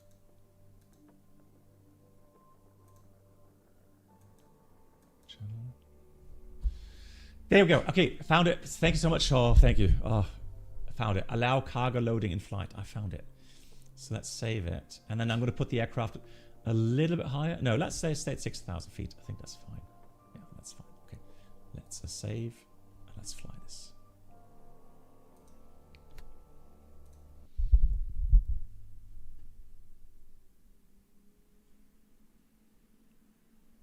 Now everyone knows we're fine. I found the prompt. Thank you. That's cool. Nice.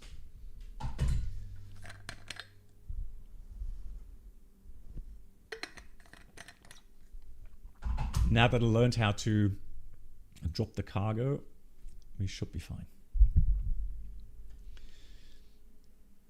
But be aware, yes. So apparently right now the animation for the explosion autopilot.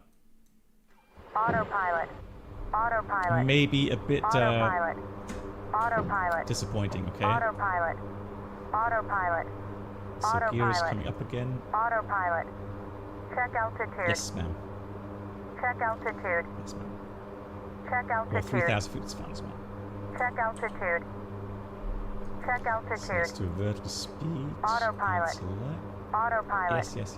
Autopilot. There you go. Cool. Then I'm going to go on heading. So that we fly straight heading, and then we slow down now. In the meantime, let me go to cargo loading. Whoa!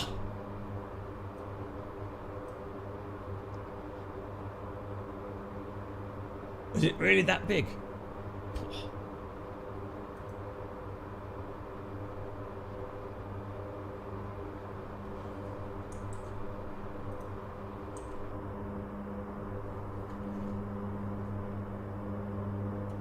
Oh, hang on.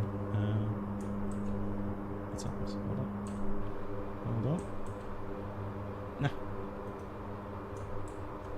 Let's go there.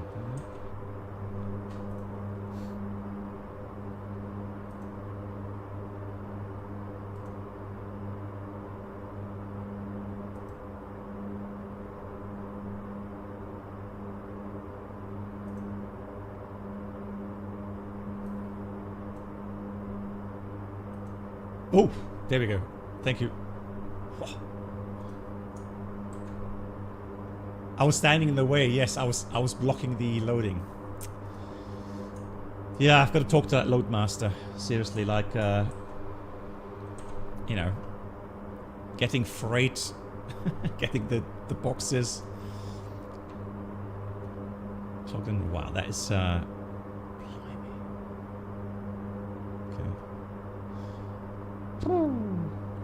Good, so that's loaded. That's loaded, and so now then, do I need to put a chute?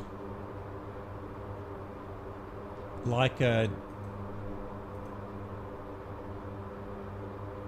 yeah, give me. So I don't know what kind of chutes we want.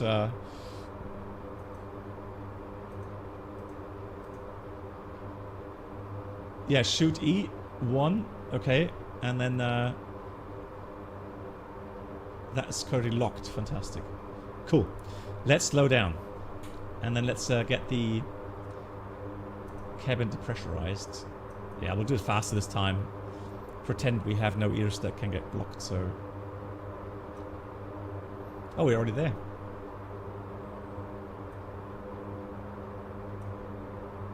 Differential pressure is already 0. Alright, let's slow down. Oh, you need to arm it. Ah, okay, okay, okay. So how do we arm? Anyone know? How do we arm it?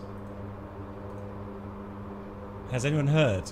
Because that's something currently missing.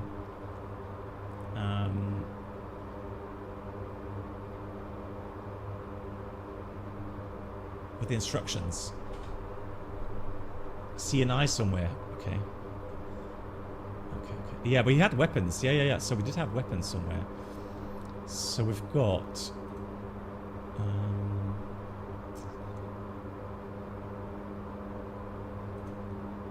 mission, weapons.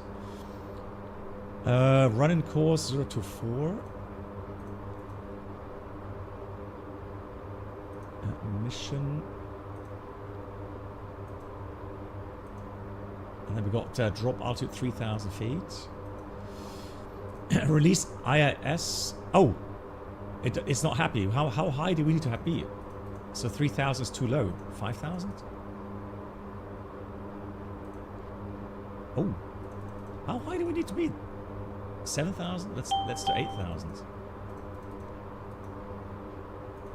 There we go. 8,000 is good. Okay, so 8,000.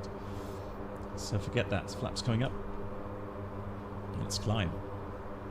So let's go 8,000. 8,000. Speed is set. All the thrust is on. We want to have the pitch. So, well, let's do it this way. Let's get autopilot. Autopilot. Autopilot. Let's get like a 5-degree climb. Autopilot. Autopilot. Autopilot. Autopilot. Autopilot. So 8,000 it is. We can't go lower than 8,000 with that. Okay, so then release IAS is about 150, let's say. What's a LAR radius?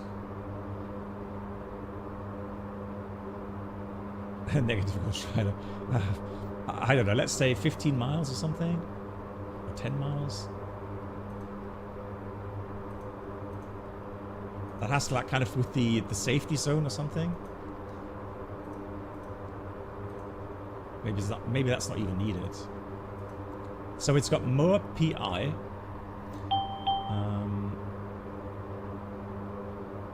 So launch acceptable range. Ah, okay, thank you. So launch acceptable range. Well, let's put it to 3 miles. Okay, maybe it's not working. I don't know.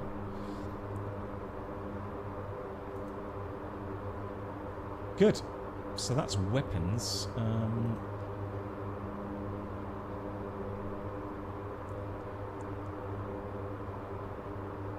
Launch acquisition radius. The amount I'm willing to walk to pick up food. Ah, okay. Good. Okay, well, and then we'll leave that in and as is. So hopefully that is set. Hopefully it will explode properly. We shall see. Because I think then the video that we saw was maybe 1,000 to go. That it wasn't fused correctly or something.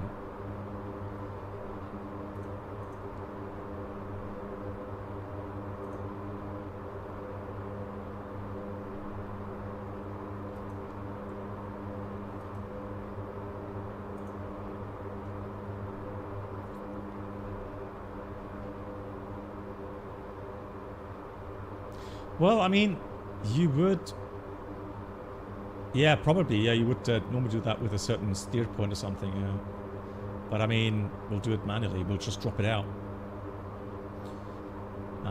So what we'll do now is I'm going to slow down. Now, we're not going to drop it on Hamburg or something. We're going to drop it somewhere, somewhere in the wilderness. I think that otherwise I get a call from the mayor tomorrow.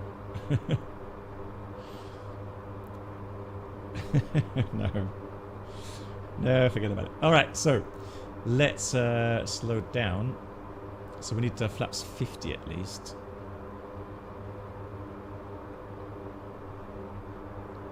Differential pressure is 1. So that should be fine. Alright, so slowly getting the flaps out. Getting to 150 knots.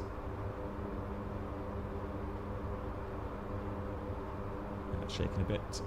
Oh, it's even shaking in the force feedback yoke. Crazy. Good, let's unlock. So that's no! Oh, no.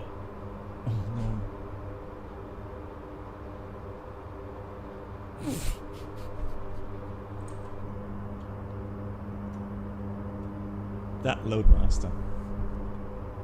He had one job. He had one job to do, right? Like, seriously.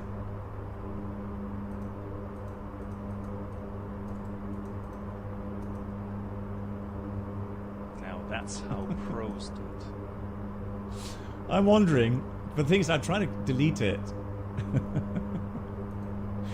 I didn't realize it's going to go straight away. Never did that before. Oh no.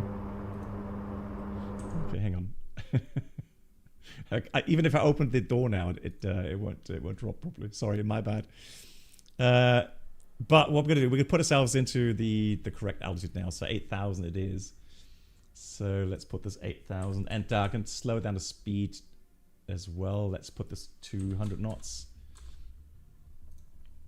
Let's save.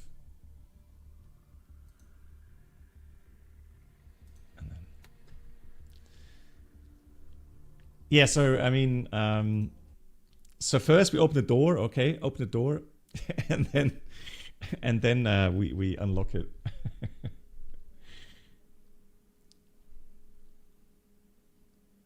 Oh, nice! That's a really nice offer. So I'm just being offered, if I'm interested, they have some real-world Hercules pilots, and if we can find the time. One of the real-world Hercules pilots could join us for a shared flight. That would be awesome. I'm sure the viewers would like that as well. Autopilot. Yeah, Autopilot. Flaps out while we're Autopilot. Autopilot. here. Flaps to 50. Autopilot. Autopilot. Autopilot. Yeah. I know. So let me get the flaps to 50. Check altitude. Check altitude. Check altitude. Check altitude. So, Check 8,000 altitude. feet it is. We're going Check to climb back up altitude. again. Check altitude. And then... Check altitude. yeah, let's go. Check altitude. Check altitude. Check altitude. Check altitude. Heading. I'll select. Check altitude. Check altitude. Good. Alt on. Fantastic. So now we've got 167. Slow down 150. Then we're going to pressurize the... Well, this will take a few seconds. So let's open the valves. 10,000 feet. That's like rapid decompression. That will blow your eardrums out. Does this have CBDLC? No.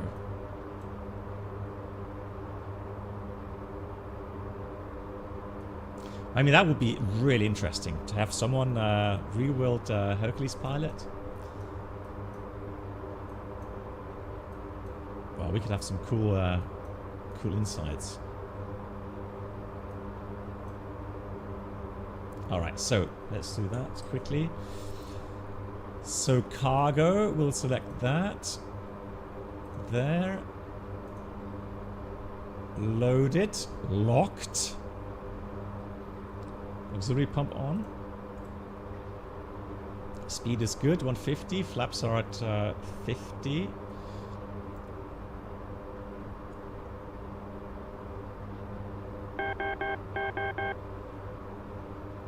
What? Oh, crap. Hang on.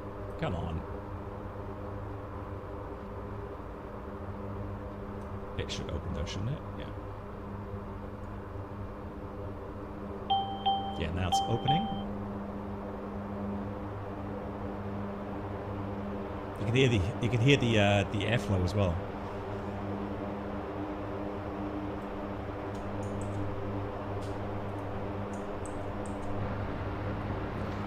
The problem is though, I can't do this from this viewpoint.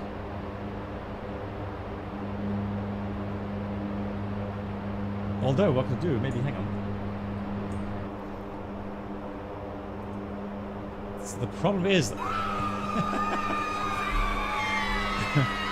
I mean, I could sit on the bomb and go out with it, but this does not work. I mean, so I had to shoot here.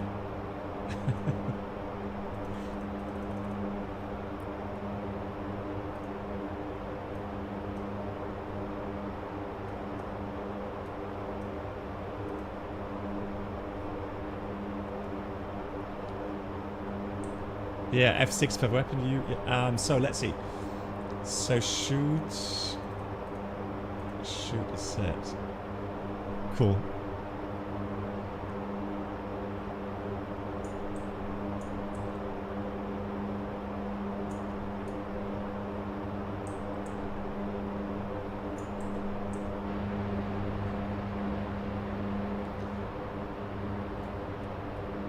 I mean, you can jump, but I can't get above. I can't get over that, right? Well, now I'm stuck again. Right. Anyways, so now what do we do?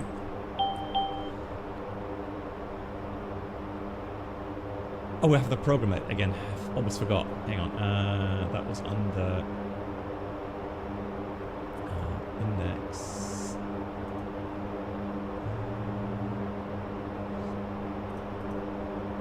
So mission weapons. So course right now is 10.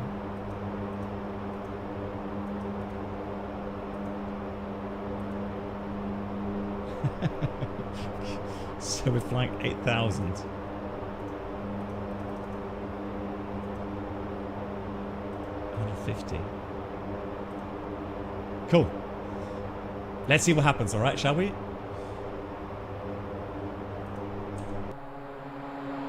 Here it goes.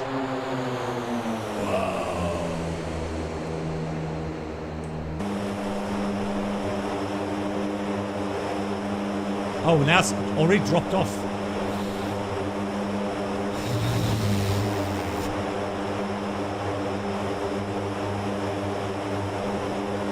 Blimey.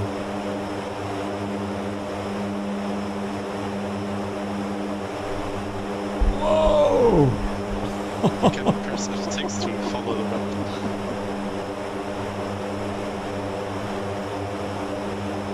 Look at that great. Why, that was a... I don't know how big the explosion would be IRL, but that was already... Now let me do, before I load anything else. But that was crazy how that looked with the. So let me get this viewpoint now.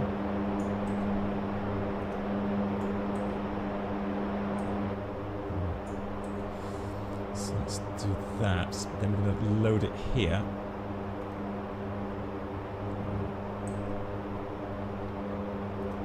Night Ride of Pleasure. Well, thanks for suggesting it.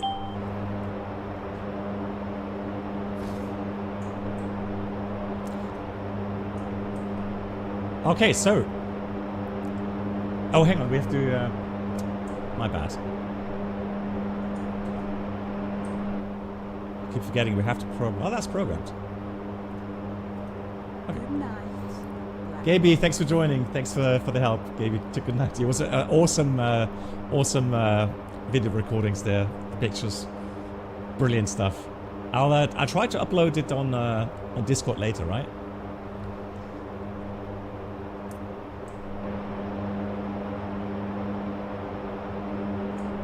So then, so one thing I saw, the bomb released pretty much instantly. So, carb and timer.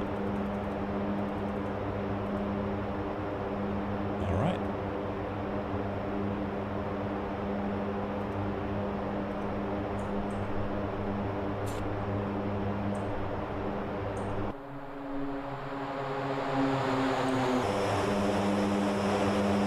And now it's released.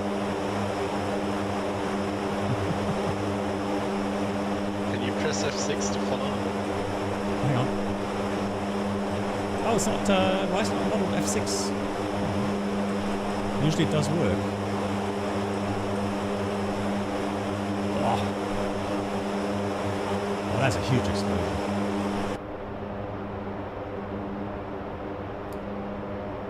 Yeah, I'll probably imagine that as well. Yeah. Hang on. Let me see. Why is my adjust controls views? Why don't I have F6?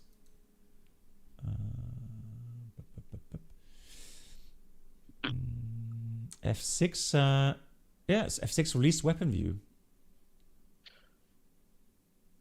You could also with. Oh, I know why. I know why. Shift F11 or Control F11. You can also enter free cam. Yeah, maybe it has to do with the fact that I'm in the cargo hold and not in the cockpit.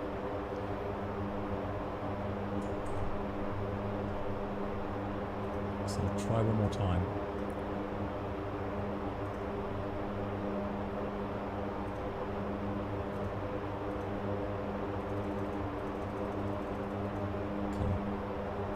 Then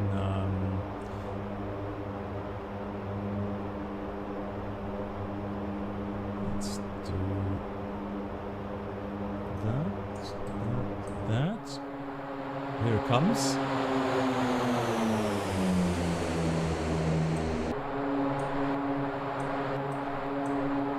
F6 just doesn't work.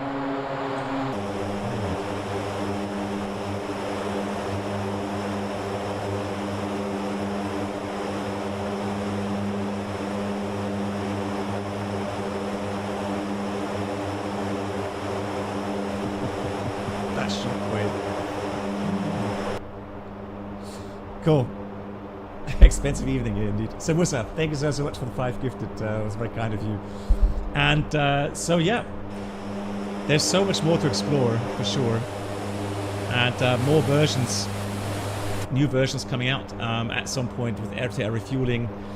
Once Eagle Dynamic allows power jumpers, then you could literally do this.